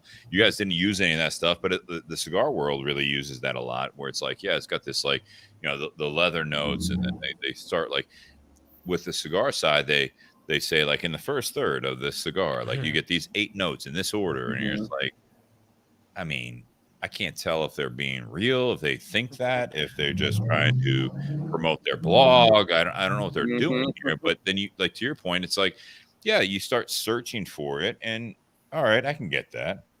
So I go back to what you guys have on the new labeling. I actually like it because it's a conversational piece. Yeah. It's different. It's not just, you know, I mean, it's easy enough to slap on the back of a label the tasting notes that I taste oak and caramel. Okay, well, those are kind of a given, right? Like what we're talking caramel, about here. Vanilla, butterscotch, like, Right, like I could hit on those and it doesn't put me out there or differentiate me in any way. Those are given out. They all taste like that. That's cool. That's fine. Let's dig a little deeper. Let's assume that, especially when we're talking about the barrel proof, somebody looking for a barrel proof knows that those are there. Let's give them an additional layer to search for on top of that. No, I do. I can appreciate that. That's actually pretty smart, especially when you guys do the pepper cherry, Chipotle cherry, fruited tobacco. I felt like this was more straightforward over here on the on the barrel proof rye. Yeah, right. Yeah. Like, all right. Yeah, no, that makes sense. No, it's good. All right. As we go into the end of part one, what we normally do is the rating.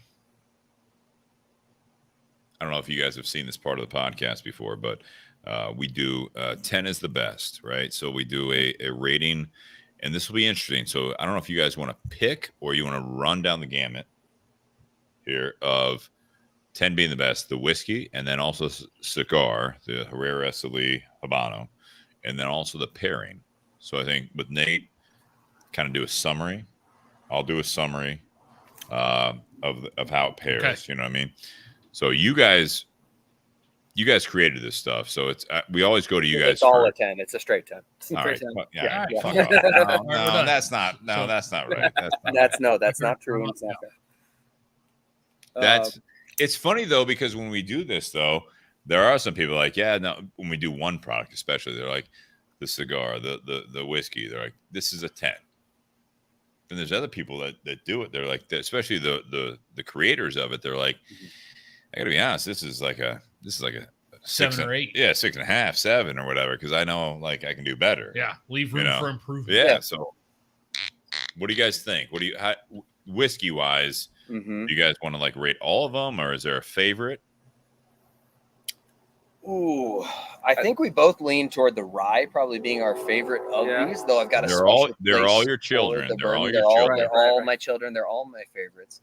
I mean, I think to your point, yeah. I mean, I think I've always said I think I'm one of the harshest critics of our own stuff because, well, I don't want to get full of ourselves like that. Even if we do come up with something amazing, right? I always want to be seeking something better. The creative process of kind of coming up with that is the fun aspect of this whole thing for us.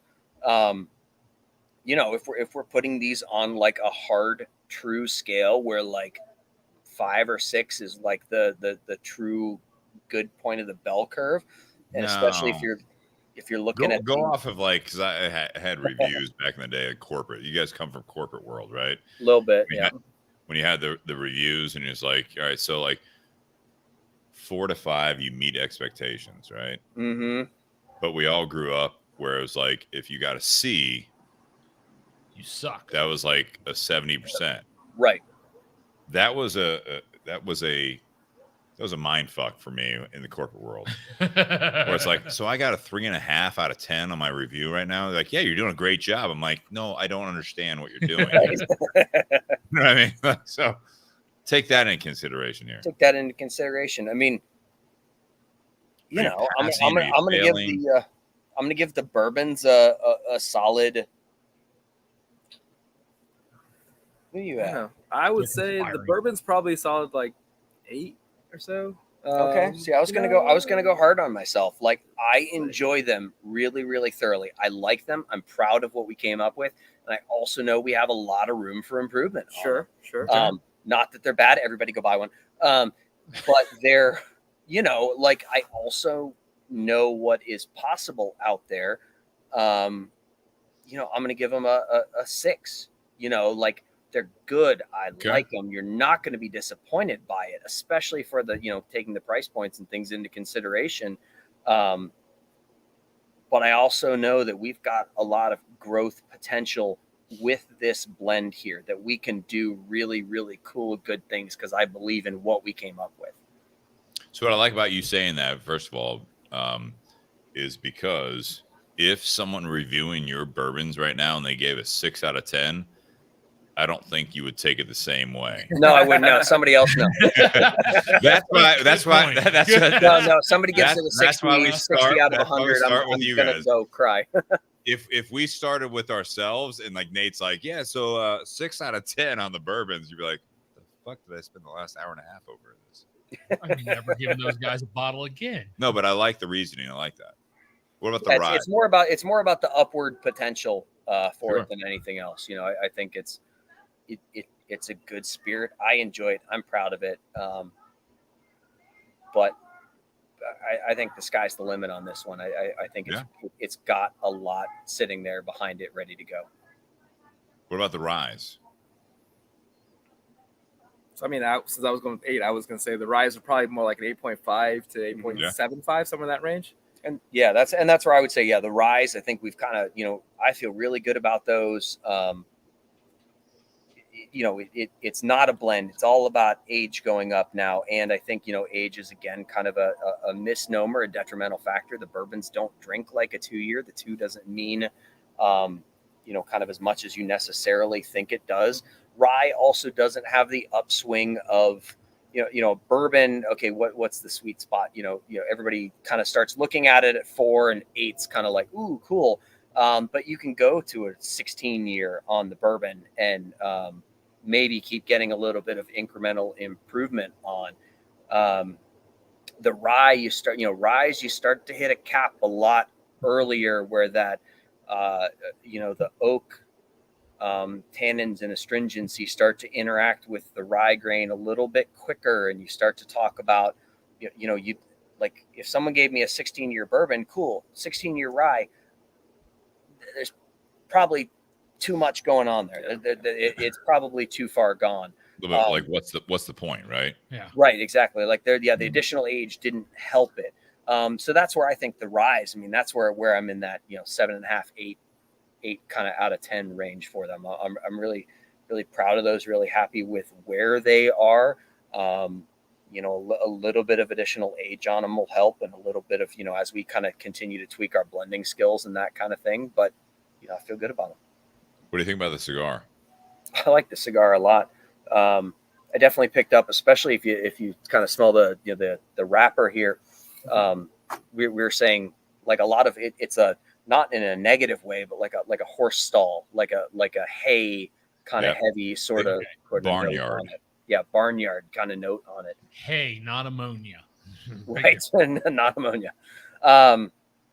And I think in particular, the pairing, like we said earlier, works really well. It's not an overpowering, crazy, spicy cigar. It gives this nice kind of mellow smoke to your mouth that then helps almost dull any spiciness, not dull, kind of smooth out any spiciness in there, and kind of accentuate some of the other notes and let you sort of taste it. I think, you kind of associate, again, this is coming from a guy who's like a once a year kind of cigar smoker usually.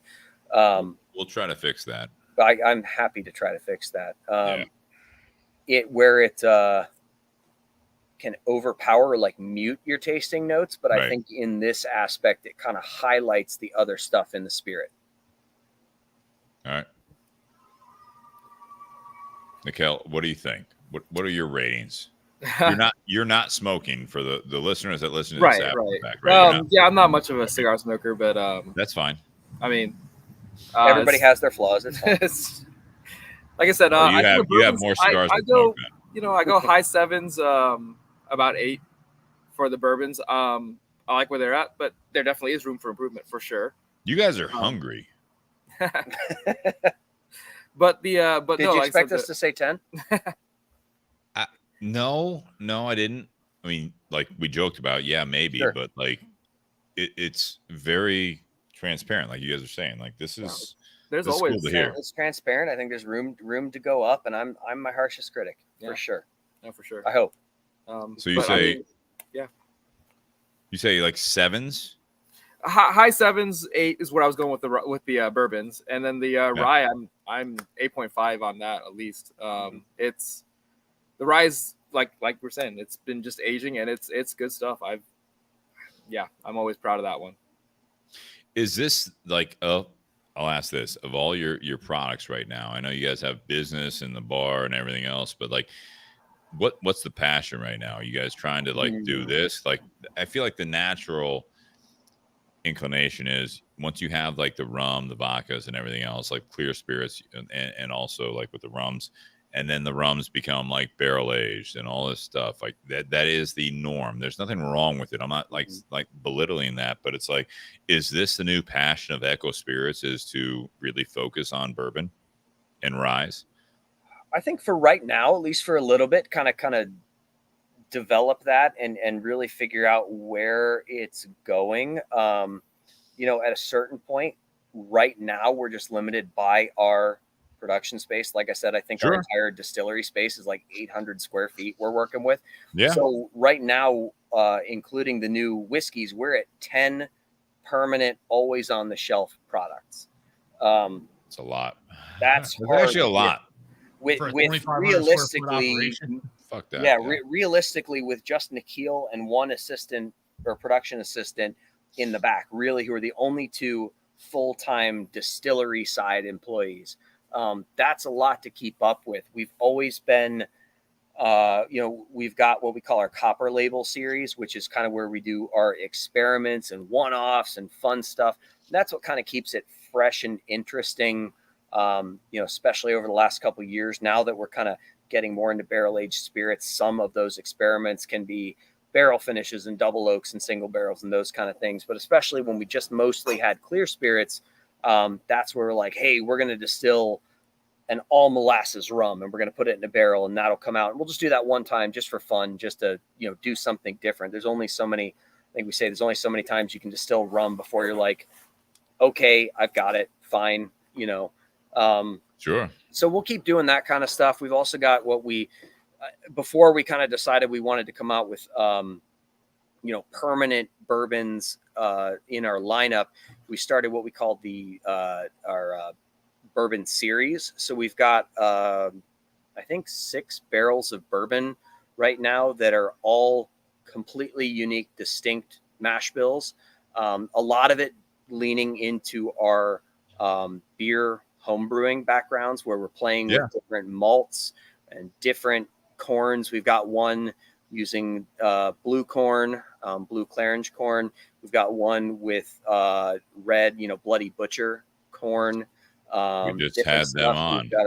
Oh yeah, we had Jeff the Creed on, and that's okay. We had Joyce on. She was in the garage. Joyce, if you know Joyce. Yeah. Okay. Yeah, and doing their red. Yeah.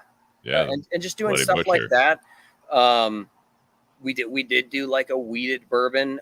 When my son was born, we distilled it before he was born, and I'm like in the hospital. He's been alive for less than an hour. It's like 6 a.m. and Nikhil is not a morning person, and I'm calling him, fill the barrel now. He's born, fill it, and hung up and went back to what I was doing.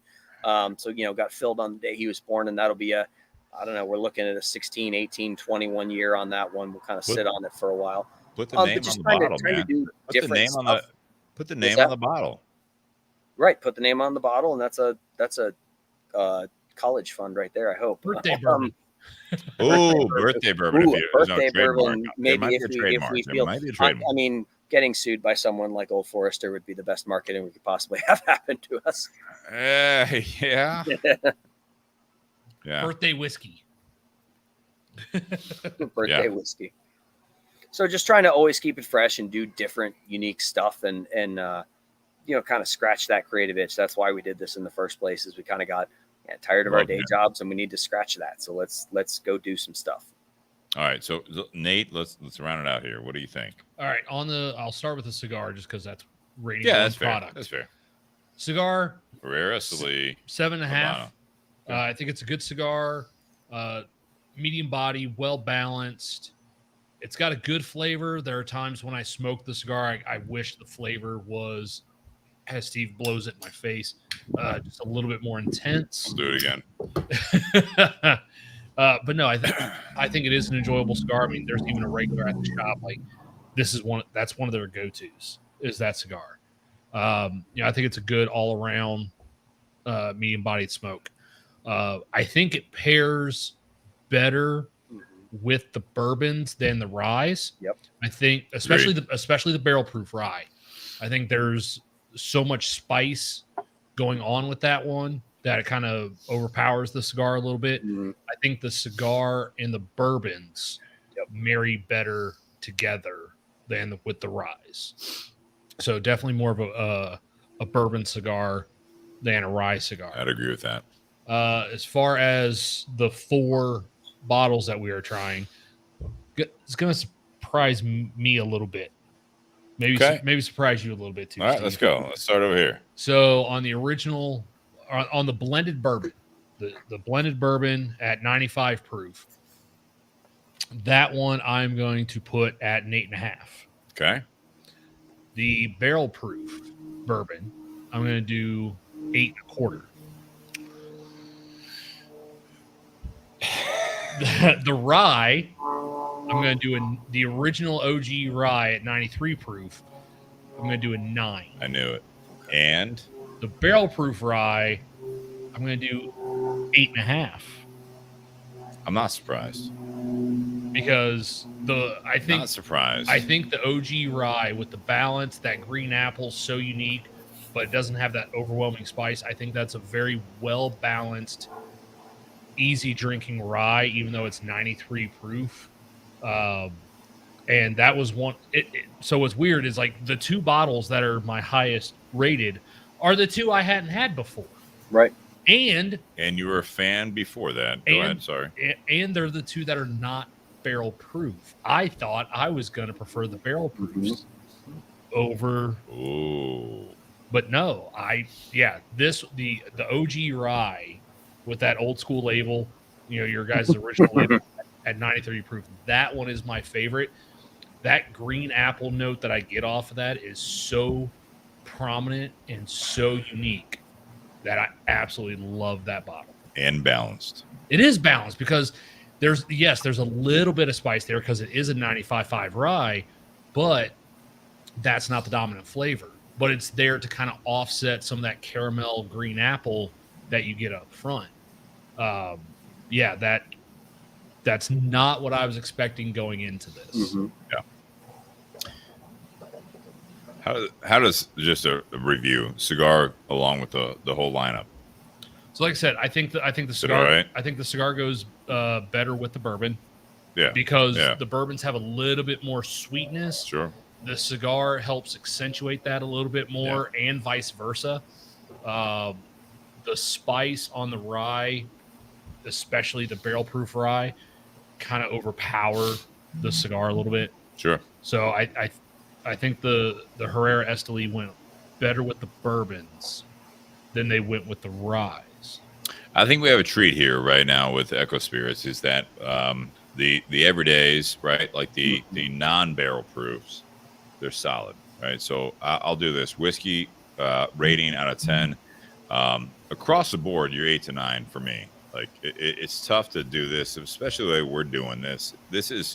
It's really interesting because you guys are transparent, right? Mm-hmm. And you don't do it on the bottle, but if you actually look into it, like you guys talk about MGP, you talk about like, that you're sourcing it. This is what you're doing, and that is refreshing. I think this is a new era of where we're at in this world of bourbons and ryes, because there was a point where if you were doing MGP sourcing or other sourcing, you kind of hid it. And then when you hide that, there's a point where it's like, why are you hiding that? Because everyone knows this is good dude. There's a distrust on it, yeah.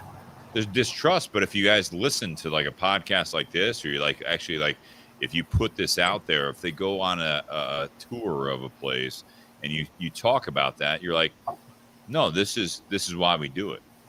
We trust them, and then we take their products, and then we take control of what we're putting into the bottle. That second step is so important, and I think you guys have so far done extremely well, and that, in my opinion, doesn't matter to most people, but to this podcast, I would say the blended bourbon, good everyday bourbon. Mm-hmm. Pleasant, great. I already talked about it. Cocktail mixer, that's not a negative. This is a solid bourbon. You go down here to the barrel proof, there's depth to it. This is a nightcap bourbon. If you're a bourbon drinker, this is what you want. There's depth. Let's go with this. You have one or two of those, you're going to be good for the night. You go to the rye. That was a very balanced rye, and I would say that this is not necessarily where you were talking about, like the Christmas Day, where he alluded to it, but you're talking about. I love when it was a 4-year, like when Willett was putting out the 4-year rye, like the everyday rye for them. Mm-hmm. That was one of my favorites. The E.H. Taylor Straight Rye, that's one of my favorites. These are like the everyday ryes if you could buy them on the shelf, and it wasn't like the bourbon secondary market going on. We're flirting with that there. You get to that barrel proof, and this is something that I really, really enjoyed because price point aside, this is you're onto something. Did you notice a difference between the fresh barrel proof rye and I did. You open it up a little bit. You open it up a little bit. And that's what why you're talking about. The neck pour is a very real thing when you let something start to kind of oxidize and open up and just, we talk about, like we were talking about earlier, in a barrel, we have this perception of a barrel like breathing, but that's a very slow process.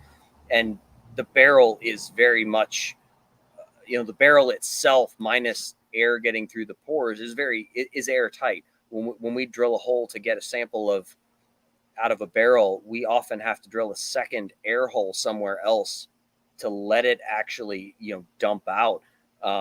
So there's not nearly as much evaporation as you might think is happening. So anything that makes it into the barrel that you would kind of really prefer evaporate off, that's if you're tasting something in a bar and it's, half the bottle's gone and you really like it, and then you go buy a bottle at the store and that first pour is not what you expected, come back to it, pour, have another pour, let it come off, let it get down past the neck, let it get into the body of the bottle there, and come back to it in a week or two, and it's going to be different for you. So I think that's very interesting point that a lot of people don't think about when they go into a bar, whether it be your guys' bar or otherwise, when they ask for a pour of whiskey, right? You got to look at that bottle. If you're really getting into it, you got to look at that bottle on the shelf. How much is left? I think you guys probably burn through obviously your own products at your own bar a little bit more than when it's bought by other bars and restaurants around the area or elsewhere. But you can look at that. If that bottle's been there a long time, that could be a factor. If they have to go back and crack a new bottle, that's a factor. Yeah. You're gonna get two different products that you wouldn't think are the same thing necessarily. You're really getting into this. You ask the bartender. You can ask those questions where you say, "All right, so that Echo Spirits, what batch is that? How long is that? How long has that been sitting there?" Mm-hmm. I don't know. I don't really pour it very much. Maybe steer clear of that. You know what I mean? Like that's something that goes into that. The pairing for me, I'm happy that we did the Herrera Esteli Habano for these because I tried to pick a very neutral medium body cigar, and I would agree with everyone else on here that was smoking the cigar is that it really does well with the bourbons. It doesn't do too bad with the ryes. This is something that this Herrera Esteli Habano is something. If you're listening to this podcast and really looking for a cigar to pair up with local distilleries wherever you're at, or any other bourbon or rye, this is not necessarily a neutral cigar, but this is a cigar that will, on its own, you may or may not like it, but with these different spirits, it's gonna like kind of battle toe to toe. It's not gonna like bring a whole lot out of everything, but it'll complement. And I think that's something that is I love hearing Joe say that, is the fact that he hasn't had this experience with his own products. Right. No, it's a ton of fun, especially when you put out new stuff. Yeah, to kind of go through these new experiences. The original rye, even though it's been out for a while, for example, you still find new stuff in it a couple years later that, this isn't something that's been out for 20, 30, 40 years where we kind of all been drinking it forever. And there's always still fun new experiences to have with it. Sure. No, it's great. And it's a shame that, in our state right now, you can't do both, right? You can't do a tasting at your place and have cigars. Right. That'd be fun. Yeah. This is where we're at.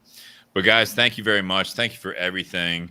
We're going to round out part 1, a long part 1. Yeah. But very informative part 1. Informative. Things to talk about. 100%. So guys, cheers. Yeah. Happy Whiskey Wednesday. Cheers. Thank you guys.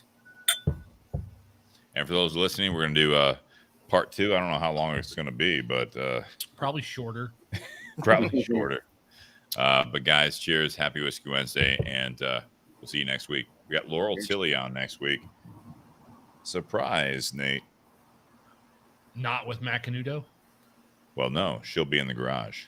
Yay! She's with AJ Fernandez. Yeah. I think we had her in the garage the first time she was got on. a text today. She's in town. Yes. All right. Cheers. Guys. Cool. Cheers, guys. Thank you. All right. We are still live. This is just so that way we know where to break up the audio. There we go. You guys want to stay on, or you guys want to tune out? What do you want to do? Whoa. Sorry, I took that one down too far. I started trying to talk at the same time. I was probably going to hop out. Yeah. If you're, That's you guys fair. are all right with that. No, you guys give us 2 hours plus. I mean, that's great, man. That's Thank fun. you so That's much. fun. Did you have any questions you needed us to answer? I know I saw something on there. I didn't really look through the questions too much. Is there anything we need to answer? Happy to do that before we hop off. Yeah. Well, this person, I think. Tony, is that Tony from? Yeah, that's High High Bank. Bank. Yeah. I don't know. I was just born this way, Tony. Woke up like this. Wait, I don't think you were born that way because no one in IT is considered cool. No, that's fair. Yeah. No, it was developed. That's why he's not in it anymore. Rigorous That's right. process. Woke up one day, said, "I need to be cooler." Yeah, I mean, So we met on the basketball court. I need to be in high cooler, school, so I'm going We to did meet on the basketball court in high school. Now, it wasn't like any real game. It was just like after school, just standing around. He was, we were just. It wasn't anything cool. We have differing opinions of who won that game. All right. What else? Nothing. That was it. That was the question there. Okay, I didn't know if there was anything else in there. I saw some stuff going. You have music when you rack the barrels. There you go. No, we do not. Well, It's yeah, because of the whole yeah, it blackened does. thing. Theoretically, it does. I know. Obviously, Who's the blackened. Copper and Kings. Copper and Kings Does it? blackened as well. and then Blackened, Metallica. yeah. Metallica's got their stuff. Right. Yeah. Well, and we actually they have a cigar. You know that? No. Oh, I did. So Drew Estate, who makes the Herrera Esteli, right? So they released the blackened after the distiller that took over that. Mm-hmm. So they released a cigar that was called Blackened. We did an episode like that where we had the blackened whiskey and we also had the blackened cigar. Separate projects. Mm-hmm. Well, yeah. I've been thinking about that lately, trying to do a custom cigar or something with some of our stuff. I think that'd be super fun. No, bad idea. Terrible idea. Don't do it. It's tough, and it's. This is off the major record. We're starting a third BS blend. Talked to Hector today. And you've been working on that for. No, this is I talked to Hector today. Okay, but you've been working on that for how long? Yeah. Doing cigars. I mean, that's a tough one because, like, it at that point, it's almost like a celebrity cigar. You guys are going to smoke it. You're going to push it out to your fans of your spirit, and you can't smoke it at your place. That's going to be about you, right? Yeah, that's going to be the hard. Yeah. There was one question. Do you have to pay yearly taxes on aging? Oh, spirit? I did see that. So no, not in Ohio. That's a state by state decision. I know Kentucky, for example, they do have to pay a yearly tax on the value in their rick house. I don't really know how it's federal thing. Yeah, I don't really know how it's like a floor tax. Yeah, it's retail. like floor tax, like the Tinderbox Easton has to pay. Well, retail anywhere. Any you have retail, to do it. Yeah. Mm-hmm. Yeah, so fortunately, we don't. We don't need it to be more expensive. Yeah. Nothing in Ohio, nothing federally. Yeah. Well, I hope you guys had a good time. Oh, no, we had a ton of fun. This is great. Yeah, if you we're a little different. I mean, I know everyone's a little different, but it's like I hope you guys had a good time. If you guys are releasing something, if you ever want to do it again, we'd love to have you guys on in the garage or remotely. But we'd love to do that and focus on a product, and then we can streamline this a little bit more. Obviously, with doing 4 products out 2 hours, we appreciate your time. Sure. No, thank you. Thanks for having us in. And yeah, definitely love to be back. Let us know when, and we'll keep you up to date when we got, like I said, single barrel September and double oak December we got coming up for sure, among other barrel finishes and things going up. We're kind of, our marketing coordinator is frustrated because we've got too much going on. So, and I will say, for those that are listening, sometimes at Carfagna's, we will have different brand reps come in and do tastings and samplings of products. We have done a few with Echo Spirits in our store. Did you do the whole lineup? No, they primarily, I think they did. That's a tough lineup. That's a lot. I think the last time that Rob was in, he did one of the whiskeys and then also did a couple of the rums. Because Rob's Rob. One of the sales reps. Okay. Is he direct sales rep or is he a broker? No, right. Yeah. Direct with us. Yeah. He's our sales lead, main head honcho for us. Yeah. Yep. Working on bringing a couple other people on board, hopefully soon. But we get asked a lot of times at Carfagna's about, yes, we do wine flights, we do wine tastings. Do we ever do whiskey tastings? Well, it's a little bit different with the liquor license. You have to have like an actual rep or vendor come in, and they either have to bring a bottle or they actually have to purchase a bottle off the shelf. Yep. And then open that and then open it and pour it from there. Yep. Yeah. And we can't just sit there, open up a bottle as a store and go, we're going to do a tasting today. We're going to open these 3 bottles. We can't do that unless, one of us was going to pay for those bottles. Right. So, that's one of those things I'd like to see change in Ohio. I think we were, when we were kind of turning on Kentucky, and I went down to a couple stores there, and they're just like pouring it. I'm like, wait a minute. You guys can do this. That's cool. And that's something I'd love to. Well, I've been pushing through our work with the Ohio Distillers Guild. Well, I'd like every liquor agency in Ohio, because not everybody has the ability to do tastings even. It's a secondary license that the agencies have to buy.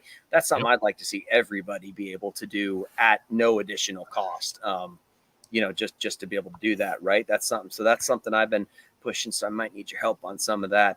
But just, even things like that, just like be able to pour samples of things you're trying to sell. This seems like a no-brainer money maker for the state. I don't know. The only thing I can do when people come in and ask about that is if we have that, because at Carfagna's, we have a restaurant and a bar. Right. If the bar has these products, I tell people, like, look, go to the bar, pay $8-10 for a pour, whatever it is, and then you'll figure out whether or not you actually want to buy a bottle. Right. If it's an $8 pour and it's a $50 bottle that you're looking at, if you don't like it, cool, you just saved yourself $42. But, in Ohio, though, you can do the sample thing, because I've walked into an OHLQ and there's a rep or a broker, right? Like, so will it be a direct rep or someone that's like representing something? It's normally stuff, like, I don't know, like shit, like Crown, right? You know what I mean? Whether it be Superior or someone else. It's like, it's like I walk in and like, do you want to have a sample of one of the Crowns? I'm like, buying another bottle. I'm like, well, what do you have? And like, Crown Vanilla or Crown Apple? Or like, good. I'm fine. Well. Normally, though, I don't want to be rude. I'm like, all right, what do you got? And I was like, I'll take a Crown Apple, as I'm walking out with a bottle of like something like this. Yeah. And I'm like, they're like, do you want ice? I'm like, nah, I think I'm good. Some brands, when they do the tasting, they'll charge for the samples. Other brands do not. We found out in Ohio recently a change. You do not have to charge for samples, but there are still some companies that do that. So, it all depends. But we usually have, I had like 50 cents before. We usually have like 2 or 3 tastings going on at Carfagna's a week. Yeah. with different spirit vendors. I know Saturday we had Kettle One, and yeah, it was regular Kettle One, and then there are 3 flavors. I'm not gonna say no to that. I just can't do it. I can't walk out of there. I say no to the Spectrum rep, right? You know what I mean? Like for internet. You know, when I walk by, I'm like, no, I'm good. I think I already have. When you go to Kroger, no, I'm fine. I'm good. Yeah. And then I walk back out of the liquor store like, oh, we already talked to you. Well, because like, you can't get a sample from the Spectrum rep. He's not going to increase your download speed. Prove it. But if he could, that might be kind of cool. Yeah, for every sample you try, you get 1 meg upload increase. It's like, oh, okay. Actually, now I'm in. Exactly. Yeah, I'll check your whole bottle of internet there. Cake stand. Yeah. All the uploads. All right, guys. Thank you so much. Cool, if you guys are thank tuning out, yeah, absolutely. Next time, hopefully you're in the garage. Yeah, definitely. Yeah, absolutely. Once we get this 11-month-old through his he went from teething to sleep regression to ear infection that wouldn't go away with multiple rounds of antibiotics, and once we get through that, we'll be in a much better place. No, absolutely. Thank you guys so much. No, of course. Really. Thank you guys for having us on. Appreciate it. Yeah, we'll come down to your guys' place and we'll post some pictures. I appreciate that. Please. We had some interest there, so hopefully like be a little bit of an uptick. Awesome. All right, cheers, guys. All right, thanks. Cheers, guys.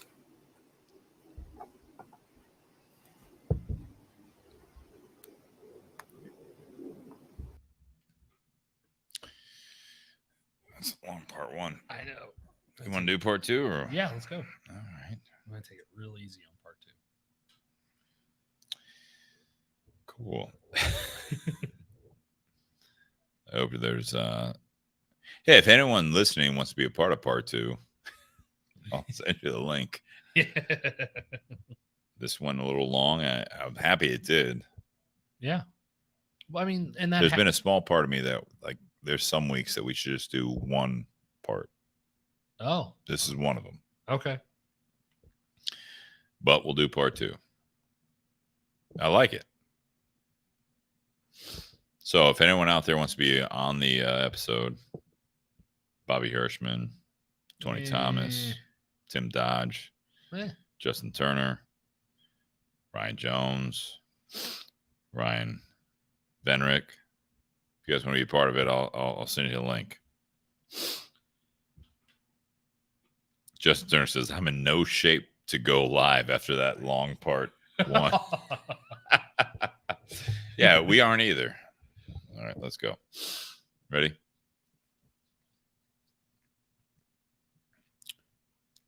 Welcome back to the Bourbon to BS podcast, everyone. This is episode 274, part 2, Beyond the BS. And we had a very long, but also great, man, we are 220 in. Mm-hmm. We're going to see where this part 2 goes. And if anyone wants to be a part of this on the community, definitely join us. And I will send you the link and we'll go from there. But Nate and I are going to have a good time with part 2. It's a summer solstice.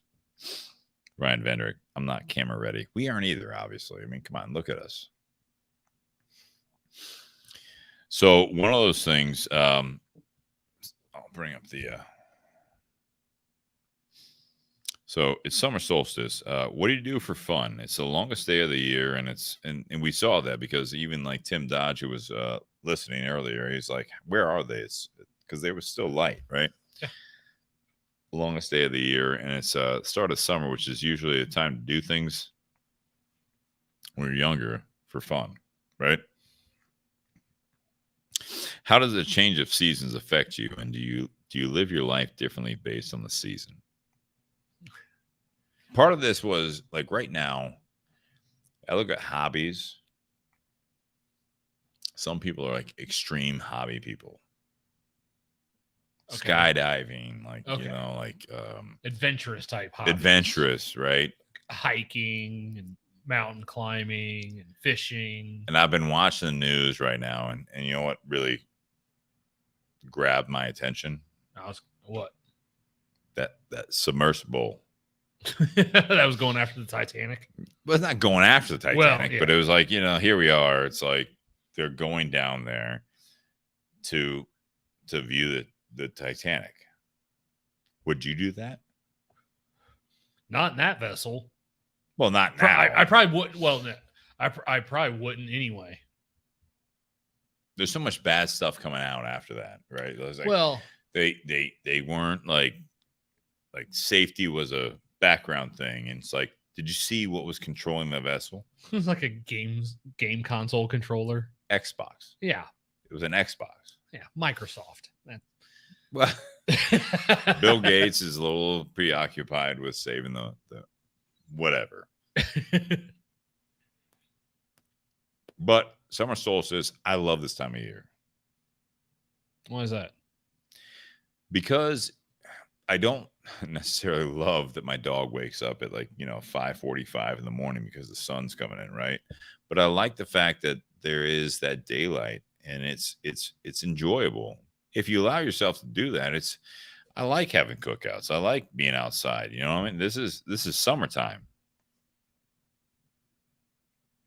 This is something that, this time of the year is the contrast of the seasonal depression, right? Mm-hmm. Which we've talked about on the podcast. Like seasonal depression is, I don't want to say it's a cop out. Is Jess texting you? Yeah, of course. What you got to say? Hiking is an extreme hobby. No, hiking is not an extreme. It depends on where you're hiking. Well, yes. She goes, we could go hike inside of Darby Park, like somewhere flat, not hiking Yellowstone and going up 1,000 feet in elevation. I think we're gonna lose some live viewers right now because we're not the most adventurous people. But I think that I enjoy this time of the year because, for me, it's being outside a little bit more. The sun, hopefully, and we had a good stint of sunshine and good weather. But I did look at this, and so let's really quick. Let's talk about the submarine thing. How much do you know about that? That it went looking for the Titanic and they can't fucking find the submersible. An hour and a half in, they lost contact. I'm of the opinion that shit goes wrong, right? When you're talking about trying to go to 12,000 feet. I watched the Netflix documentary with Kristen. It was about the Malaysian flight years ago. Oh yeah, that disappeared. No one knows. Disappeared, right? Someone knows. Well, maybe, but it's like one of those things where it's you do these things, and it's like you trust everything, and then everyone's absolutely upset that something went wrong, and they don't understand it. It's like, no, something went wrong. Yeah, that's it. Has nothing gone wrong in your life? So it's like you take this. I'm not trying to be light on this, but it's like you go down in the depths of the ocean where the Titanic crashed, right? Mm-hmm. And you're going down in a much like tin can. One of the people on there was a billionaire from the UK, right? And he had been to space on a similar type of a journey. He's doing this and all this stuff, and it's like, then you start seeing this stuff, and the media is taking control of it. But it's like, I feel like I hope he did his research, but at the same time, it's like you went to space, shit could go wrong. Yeah, we've seen that, right? Yeah, launches go wrong. Like you're up there, like it goes wrong. Like technology is only one thing, but it's like it can go wrong. You go down into 13,000 or plus feet, it's more difficult. The reason, absolutely. So the fact that you can afford $250,000, like maybe you should have done more research. But now all this stuff's coming out about that submersible. I saw it on the news tonight, where it's like, it's like a year ago they were asking these questions, and it was like, now it's like safety's a not the priority and all this stuff. It's like, that's where it should be. We all talk about like, governing bodies should not take control of things, but it's like those types of things. Well, maybe you should have a little bit of like a certificate of, what you're doing. Well, so there's not a trust level there. Like, you know what I mean? Like if I was like, hey, Nate, like I'm going to go out, like we're going to drive down 270.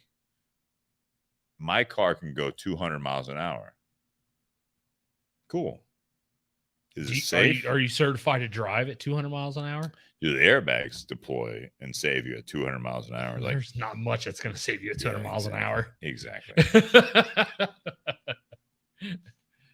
It's like, oh yeah, yes, the car can go that fast, but are you certified as a driver for that type of speed? No, they actually have special courses and licensing to be able to drive that kind of, that fast. Like, but even that's limited. I love the comments already. Even that's limited to a drag strip. I know. No, I know. We look at let me compare this real quick. The Bottle and Bond Act, great government influence on the whiskey. Yes. Because that shit would fuck you up if you didn't have anyone. Well, but there was stuff before that was fucking people up. That's why they came out with that. Again, I look at this as where we're at in this world we are today. We wouldn't leave our houses because of what the government was saying about COVID, right? Yeah. However, for a celebration, there are people that would go skydiving. Yeah. And they want the rush. What do you look at there? Do you look at Google reviews? Do you know someone that had a successful experience? You're not a skydiver. I already know that. Yeah, I'm not either, but you're even further back. I'm not a skydiver. Well, because... Well, on the flip side of that, like when you're talking about Google reviews, someone who had a really bad experience isn't going to be able to leave a Google review. So all the reviews of that place are going to look positive. Wow. But it's that's dark. Of course that is. I mean, come on. No, I mean, so for things like that, and we're not. By the way, we're not making light of the situation. We hope. I think it's one of those things to where, maybe there is a licensing or regulatory issue when it comes to piloting, something like that. Sure. Or the vessel itself, but as far as like passengers having to go through stuff, like I don't know if that's gonna make a difference one way or the other, whether it be to the depths of the ocean or to space. It's, because regardless, people who have fuck you money are going to do whatever they want to do because they're going to be able to buy their way to do it. So I look at this like with this specific example, right? We've all seen the movie, right? Nate, you've seen the Titanic movie, right? I saw it on big screen. I did as well. Unfortunately, I was sitting second row. Yeah, it's a lot to take in. You're looking up. Yeah, I like that. But what we didn't learn, apparently, was that there needs to be enough fail safes out of there, that there's got to be enough lifeboats. And there's 5 people down there. And again, not talking down, and I hope they're okay, but it's one of those things is like, what's the what if? We had Joe on tonight from Echo Spirits, and it's IT background. I always look at these IT guys and I'm like, you always, yeah, I know, but it's like they always say, like, what if this doesn't work in the heat of the moment? This is just like from a retail or whatever you're doing. It's like, yeah, no, it's gonna work. What if it doesn't work? It's like, well, we have this. And like, what if that fails? That won't fail. That's where we're at, right? The internet, everything else. Like you have like these. Like we're doing the podcast in a night, and it's one of those things. It's like, what if my signal goes down? Well, you just restart the router. What if that doesn't work? It's like, it'll work. What if it doesn't work? It will. I think we haven't progressed from there. Where back in the day, the movie, the Titanic and all that stuff, it's like you build a ship and it's unsinkable in that opinion. It's like, what if it's an iceberg? It won't. We have all the measures in front of it. Cool. What if it does? I'm not getting on that boat. I don't have $250,000 to go on that submersible. But if I'm asking those questions, like, we're good. You ever played Xbox? Yeah. Does the controller work all the time? Dude. Well, yeah, no, it does. But when the battery runs out, I just like, you use an Xbox controller? How many spare batteries do we have? Good note. Good note. I'm gonna get a 4-pack. Like, I mean, are you serious right now? Like, I mean, that's where we're at. Do you have the wireless one? Did you charge it? They showed it. They did have the wireless one. Oh, they forgot to charge it. Jesus Christ.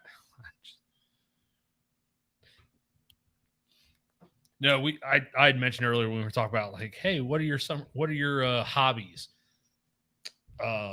Smoking cigars and drinking whiskey. And you're like, well, you do that at work. I'm like, yep, I do that when I get home too.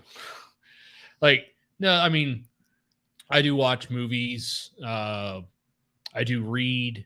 There are a couple of video game franchises that I play, but I mean, that's about it. I don't go out and do a whole lot outside of vacations,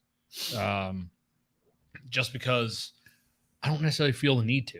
I don't feel the need to go skydiving. I don't feel the need to get in a submersible. If I live near a lake and had a friend that had a speedboat, would I pick If I tell you in a submersible that if something goes wrong, you have 40 hours of oxygen, are you signing up for that? Are you spending that money? No. Now, granted, you have. What did I tell you? You should be good. You'd have an easier time getting me into like a U.S. Navy submarine, but even that, I'm like, I'm gonna have to think about this. I'd rather stay above the water than under it. Yeah. Yeah. Why? Well, there's oxygen. Exactly. I can breathe. If I'm 400 feet underwater, I can't just bail out and swim to the surface. No, my lungs are going to explode. I feel like common sense with that situation. I don't want to stay on this the whole part too, but It's like there should have been like a phase, right? Where it's like you have the submersible going down to that, and you also have a submersible going down to maybe half that depth, right? That was like the checkpoint. No. All in. I mean, everyone talks about James Cameron doing it so many years ago, but then again, that was all drones. That was a much better. No, James Cameron actually went in a submersible all the way down. Yeah, I don't know. But that was a little bit more higher end type of submersible than what these guys went. It's not a selling point here. I know. You go down there, it's like, no, we're good. Yeah, no, he spent more money. He had backing. We're fine. It's like going on a plane. It's like, no. I was watching something, and I'm not going to get into that, but I saw that. This is blowing up my phone. Did I send that to you, Rob Schneider? I think it was like Delta or whatever. It was like, yeah, this is part 2 for sure right now. There's nothing to do with Echo Spirits. But Rob Schneider had a stand-up thing where he's like, yeah, I think it was Delta or one of the other airlines, where it's like they came out and said that their biggest focus was going to be for hiring of pilots was diversity. Mm-hmm. And he's like, you sure it's not on experience? These are those things where, not to get into that rabbit hole, because we can get in that, but I don't care what the color of your skin is or what's between your legs. I just want to make sure you're good at the fucking job. That's it. I want you to take off and land. Yeah. Ryan says United. Apparently I'm not the only one that saw that. This summer, though, I will say, I love the comments. I know. Summer solstice for me means new life. I love this time of the year. I hate the allergies. In Midwest, you can't hang on to anything. Oh gosh. We already had the hot weather, and now it's not so hot. Now it's like rainy. When we were into this the weather forecast late last week, this whole week was supposed to be like 90s. Clear. Yeah. We had an event plan. I was like, oh, we're good. get to like Sunday or like 50% chance every day. Oh shit. I look at this like, what do you do for fun? Thank you, Ryan.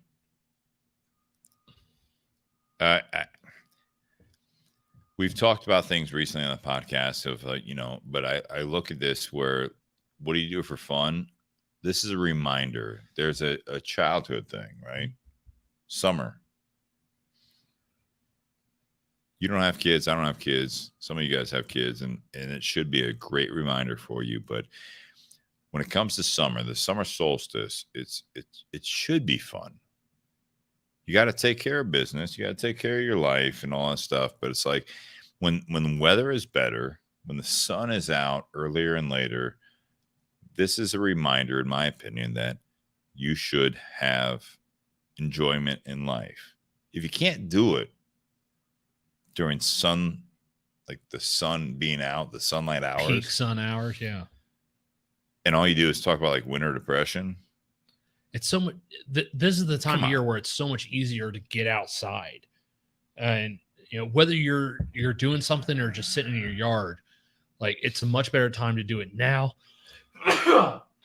Bless you. That's aggressive. Than it is in the wintertime. Because you can just go outside. Like today with the weather we had, you can go sit in your yard with a pair of shorts and a t-shirt, feel comfortable, and soak in some sun rays. Because over the last few years, I think we've realized how important sunlight is for the human body, and sure. Vitamin D and stuff like that is for the human body.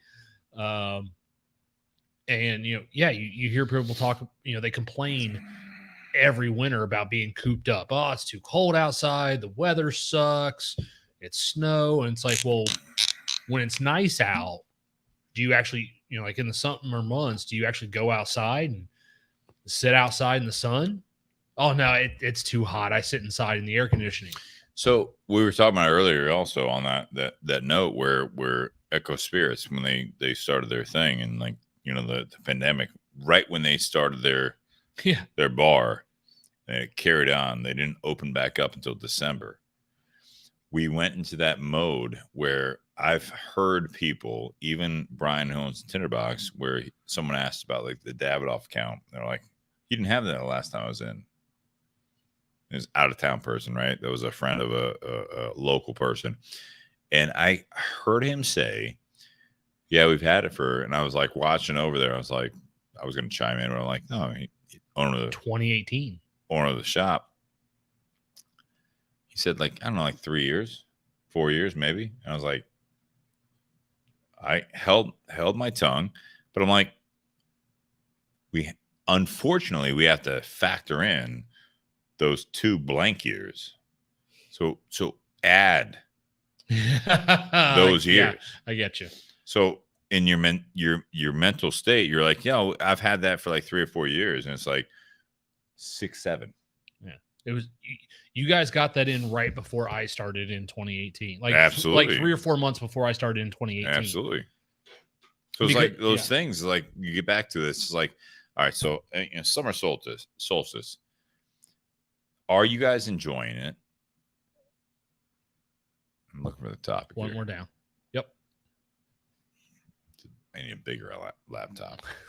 You got a bigger laptop. I know. And you moved it closer. I know. I'm old.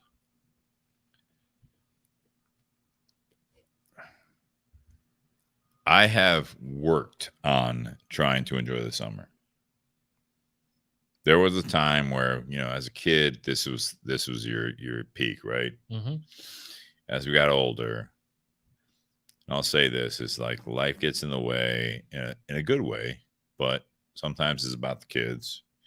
But when it's just about you and people that are important in your life, you can choose the way you address this warmer weather, the longer days and all that stuff. It's like you can still be tired and want to go to bed at 8 o'clock, still sunlight out, still daylight out.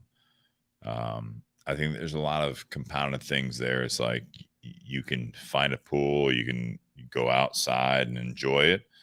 But what happens when you're older? You're not taking care of yourself as much. You don't want to take your shirt off. You don't want to get in a bathing suit, whether you're a guy or girl. You know, you don't want, a lot of girls don't want to be in bikinis when they're in their 30s and 40s and 50s. You know what I mean? Mm. But there's a point of it. It's like you should own that. And also there should be a realization that it's like, all right, I should focus on this. Things aren't easy when you get older. So when the summer solstice comes around, hopefully that's not the first reminder, is that you should be taking care of yourself. We should have fun this time of year in the Midwest where we're at, right? So you should have fun. You should be outside. You should have cookouts. You should do this. If you're fortunate enough to do that, you should have enjoyment in this. When we talk about on this podcast, when you mentioned it earlier, it's like we talk about the seasons change and all that stuff. It's like, yeah, we talk about winter depression. We talk about the seasonal depression. It's like, what's your excuse now? Yeah. Why is it that we want to take vacations when things aren't good when we're home? Why do we not want to enjoy the times that we are, you know, it's 80 degrees and it's sunny outside. It's your day off. You have to go to work, whatever it might be. But like, seriously, what's going to help you if you're in a bad mood, no matter what? Oh gosh, there's not much. And I think that's the issue that a lot of people have, is they complain no matter what the season is. Like, they always find an excuse to not enjoy something, to not enjoy life, or to not enjoy hobbies. I think people will find an excuse regardless. Not everybody, but there are some people out there that, I mean, there are some people, they struggle to find happiness because they choose. I know that may be a controversial thing to say, but there are some people that, I think you're right. I mean, like I alluded to earlier, they complain in the wintertime because it's too cold to go outside. And, you know, they hate being cooped up in the house. And, you know, like when COVID first came down in 2020, when it was initially going to last 2 weeks, like everyone's like, oh, cool, I'm going to be able to work at home for 2 weeks. Like, that'll be fun. And then it lasted a year, and then another year. And then some companies and some positions just move full-time remote or primarily remote. And then after a while, they're like, I miss the office. I miss people. But they don't want to go back in. But then if they look for a job with another company, because that was another thing I found interesting. I think it really started 2 years ago in 2021, when you know, you had people looking for new jobs. One of the must-haves was work remote. Sure. Even though they weren't working remote prior to COVID, suddenly that became a priority because they kind of gotten used to that and they wanted to work remote. You know, there was a study done, and it was, you know, when some of those companies started saying, all right, our office is opening back up, everyone needs to report back to the office. People are like, oh no, I love working at home. Like, I'm going to look for another job if I have to go back in the office. Well, wait a minute. You weren't complaining about that when you were in the office 5 days a week, 40 hours a week. You weren't complaining about it then, but then all of a sudden you got a taste of that work from home life, and you're like, oh, this is now the new norm. Like, I'm going to go try and find someone who's going to offer me this on a full-time basis. Look, it's like, but is it, what are the pros and cons of working at home versus working in the office? Like, some people are more productive working from home. Some people are not. Some people miss the social interaction when they were in the office. I was one of those people that I kind of wanted to go back into the office because I missed the social interaction. I missed, hey, if I have a problem, I can just walk over to a person's desk and have a conversation with that person. But then there were times of like, hey, I don't have to pay for parking. I don't have to walk 2.5 miles to the office in the wintertime. Like, I don't have to deal with even bullshit. But even with, Right. the pros and cons of that, like I still missed working in the office. I still kind of preferred that aspect of it. So how do we get back to this day and age of we're back, we're open? You're absolutely right. I mean, there was so many valid points with the fact that like you don't want to do this, you want to do this. There are certain people that were closed up. They didn't want to get back out, right? Mm-hmm. They had a new comfort level. We're back. So why do you think, Nate, that we, as some people, don't want to get back out and socialize in the summer solstice and the summer season, that we can get back out? The sun's still rising. After all this stuff that we dealt with in our generation, every generation that's living right now in our country and elsewhere, that when all is said and done, after 2 to 3 years, the pandemic's over. The sun is still rising early, and the sun is setting later, and life is going on, and people are still living and healthy, hopefully. What is the struggle? I think some people are afraid to get back out there. Why? I think some people in a negative way embrace the loneliness. Like even when they're working from home, like they're working in an office or a basement, they're still secluded from other people. So they still don't go outside. They still don't do anything outdoors. In their mind, it's like, oh, the biggest benefit is I don't have to deal with traffic. I don't have to deal with gas as much. Sure.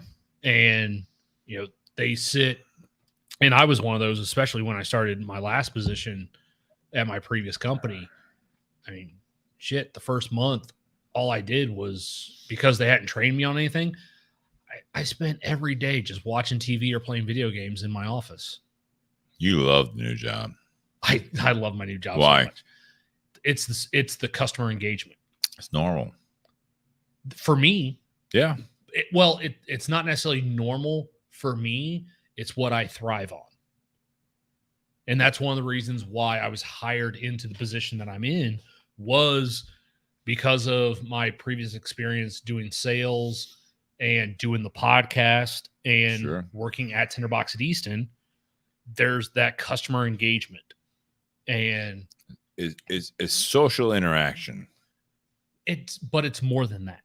Okay. It's more than just social interaction, because even the people that I work with that are behind the wine bar and pour wine flights, like all they do is they talk to customers right there across from them at the bar. They pour wines, they tell them about the wines, they answer questions, they talk about that. But that's all they do, is they just kind of hang out there, behind the bar. What I do that's different than them, because I don't sit back there and pour wine, I'm actually out on the floor engaging with far more people. Yeah. Because what excites me is when a customer comes in and they're looking for something, whether it be something specific or they're like, hey, I'm looking for this type of wine. I'm looking for a wine to go with this meal. I'm looking for this type of spirit. I'm looking for this type of cigar. This is what I like. What I thrive on is helping that customer find what's going to fit their need. And I've actually had a couple times at Carfagna's where I've had customers come back and give me feedback about things that I have recommended and sold them. We had that at Tinderbox where it was like Father's Day weekend. It was like and it was a lot of ladies coming in, right? Buying some cigars, right? And they were just blown away. And I think this is a statement on where we're at, right? They were not just me. I heard it several times, but other employees that heard, maybe you heard it. like, this was the easiest shopping experience. I will be back.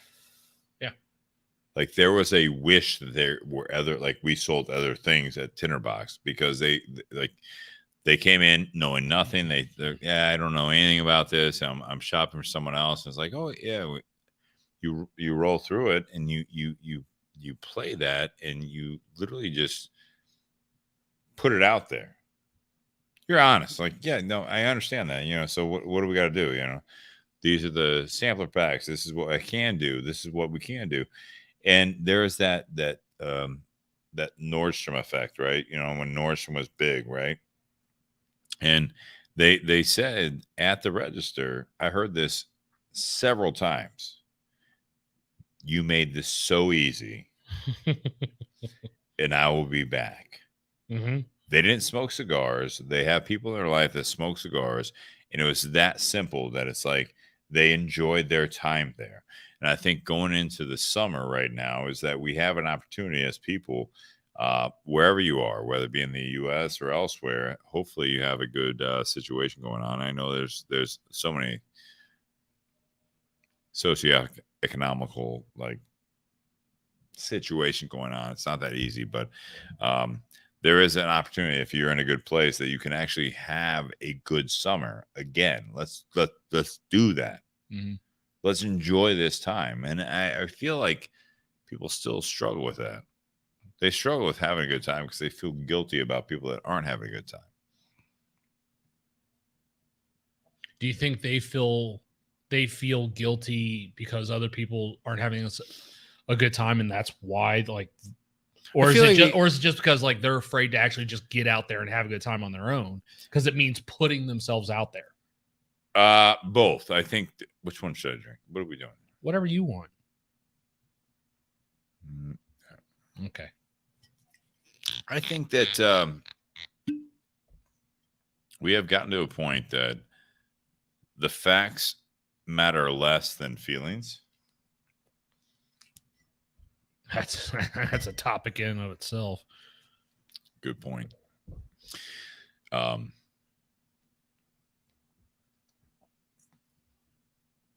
I think there's a I think for us and everyone listening, and I think that people out there, I think even Netflix really strikes a chord here. Is that like the old school, like the throwback, like 80s and 90s? The people that are watching these things, they yearned for that carefree summer.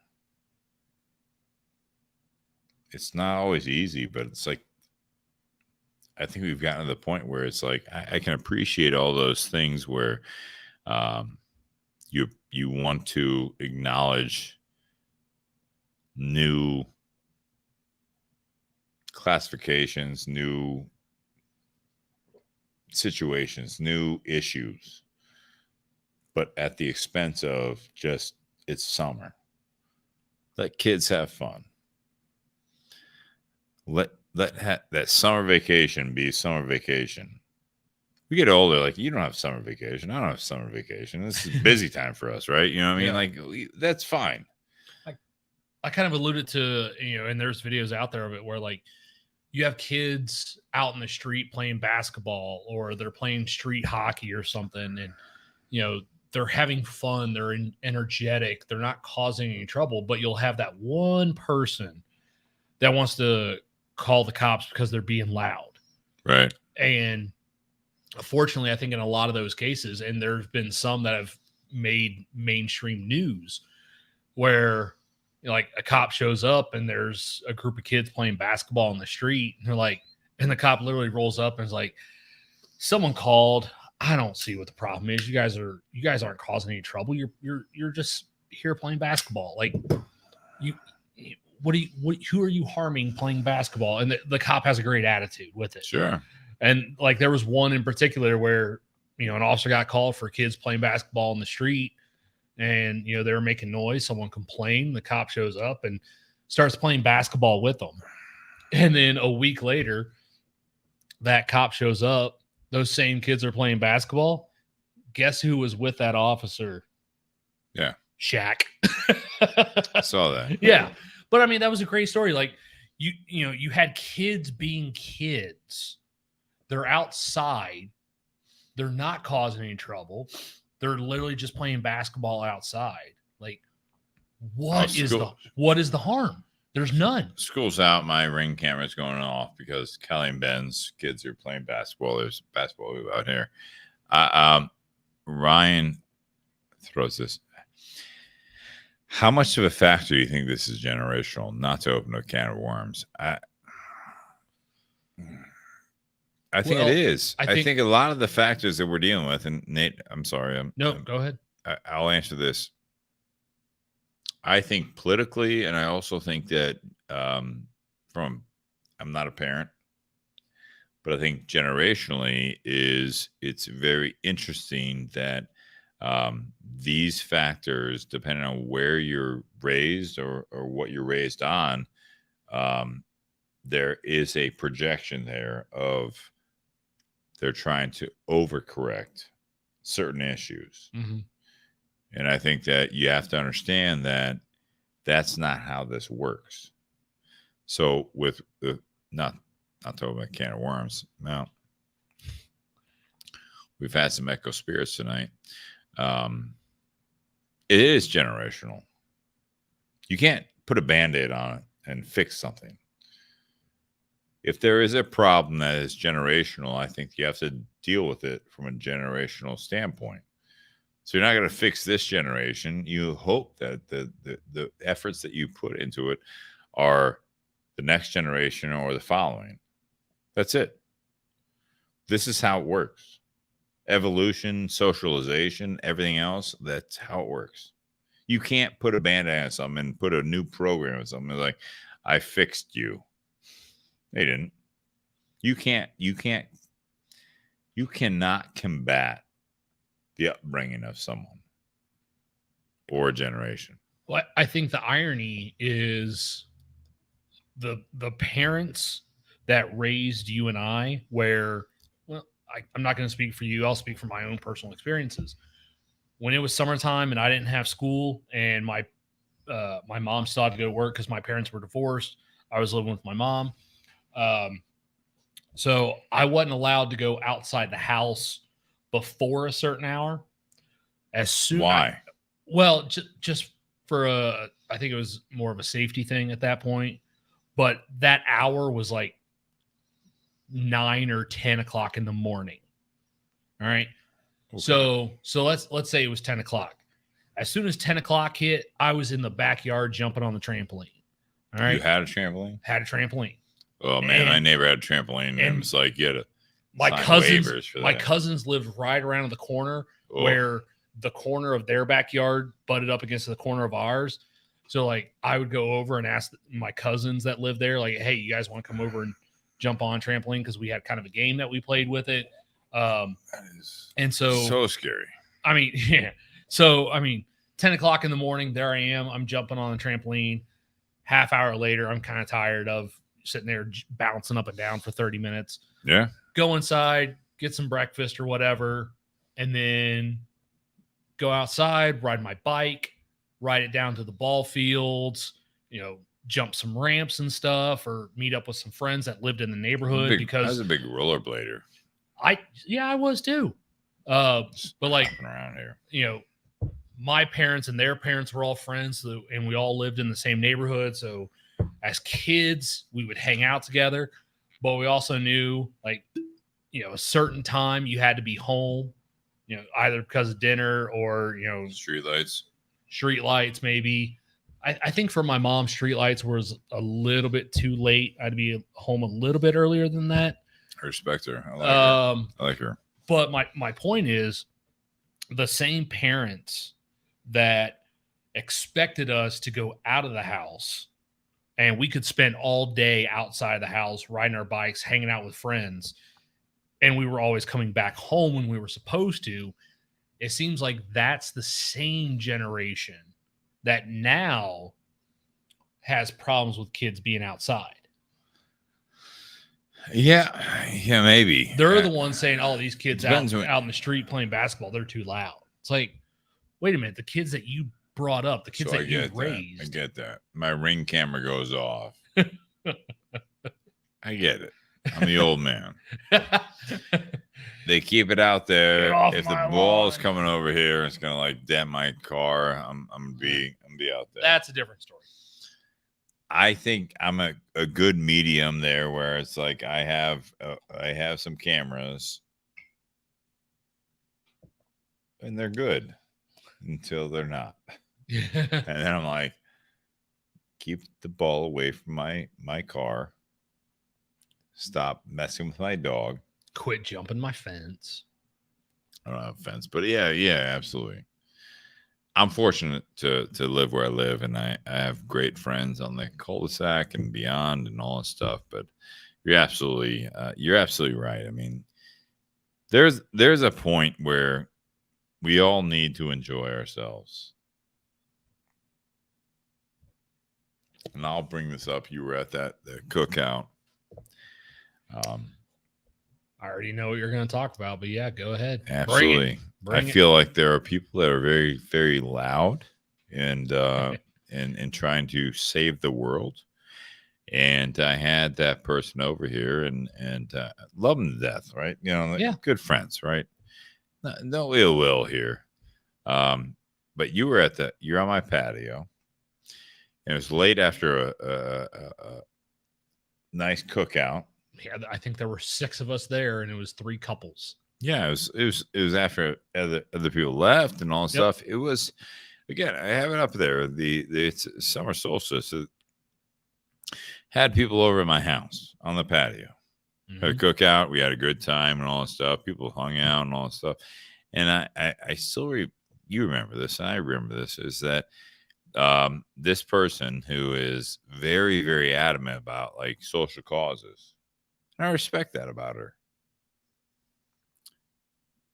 And that person asked me, "What are you doing about this?" Well, before that, though, what was the first question they asked? Go ahead. The first question they asked, both you and I, was, "What do we see as some of the bigger issues in our world, in our society?" And both of us had kind of talked about how, you know, people don't talk with their neighbors. They don't hang out with their neighbors. They're not neighbor friends. Or as when I'm hosting people, or like when Michael Herclock was on, we talked about the front porch neighbors or front porch friends, like that kind of thing. Like we're like, people don't interact. You know, we always hear from the news and from politics how divisive we are as a country. But if you were to actually talk, you know, one neighbor to another neighbor, like most of the time those neighbors like don't have an issue with each other, even though they may be on opposite ends of political or socioeconomic spectrums. They don't have an issue with each other, and we've kind of lost that neighborly feeling. And you and I had both said that. So I'll add to that. And then that's when that person asked that question. That person asked that question. It's like, "What are you doing?" I said, "If I'm having you, I invite my neighbors over to my house." I just had 30 people over at my house. Like, yeah, they had no response to it. My next door neighbor recently, God bless her soul, she passed away. Right? Mm-hmm. They sold the house. Who am I communicating with? Is my other neighbor, Derek, who lives 2 houses down. The pastor? That's right. Yeah. And he, we had a conversation about the lawn, about when the house was kind of up for sale or not. And he had a problem with it because we both had a problem with it just getting overgrown. Mm-hmm. When I talked to him, it was all about, he said, "I think that they don't," how do I say this? They don't respect me. Okay. I called and left a voicemail, and I talked to her, the daughter of the woman that passed away, and it was mowed. These are the issues that we shouldn't care about. If you're a neighbor, if you are you're coexisting, this is so imperative that when it comes into the summer solstice, when it comes into the summer, your time is finite, so let's enjoy it. Don't carry this in. Don't do this every day. Don't base it on gender, or don't base it on race. Don't base it on everything else. Like, let's just support each other. Let's do that. Have a good time, and also don't prevent other people from having a good time as well. It's amazing. If you can do that, you can have so much more benefit to your life. Yeah. But I mean, again, there are people that, even though they weren't shut in prior to COVID, in their mind, COVID did them a favor because it gave them an excuse to be shut in. It gave them an excuse not to go out or socialize or hang out with other people. Absolutely. And now that as soon as all those restrictions were lifted, or even when they were first being loosened and taken back a little at a time, there were still some of those people that, no, they were still going to, stay inside. They were going to double mask and glove. I still see people out there with masks on. I do too. Yeah. And I mean, so those people weren't doing that before, but they're doing it now because now that's what they've become accustomed to. And that's, unfortunately, I believe, that is their happy place. They either don't want to leave, or if they leave, they want to be as socially standoffish as they possibly can. And they don't realize it's not helping anybody else. It's also not helping themselves. Sure. In their mind, they think they're doing themselves a favor by being standoffish, by not being in crowds, by not being social, by not hanging out with other people. But I think in the recent years, we have actually learned how beneficial it is to actually be social, Sure. to be around other people, to engage with other people. We need that. We're not meant to be cooped up inside 24/7. But there are some people that they will tell you that they enjoy that. Sure. But when you ask them certain questions and when you ask them about their happiness, they're still fucking miserable. There's a hole. They're there. just miserable people. And they don't realize if you actually went out and engaged and talked with other people, like, you may not be the crab ass person that you are.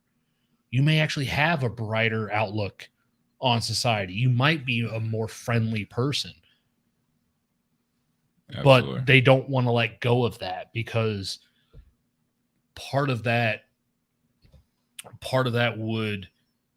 they would have to accept that part of their happiness is reliant on other people. And they don't want that. They want to be responsible for their own happiness, but yet they don't want to do anything to actually promote their own happiness. Well, Nate absolutely hit it on the head. Jesus.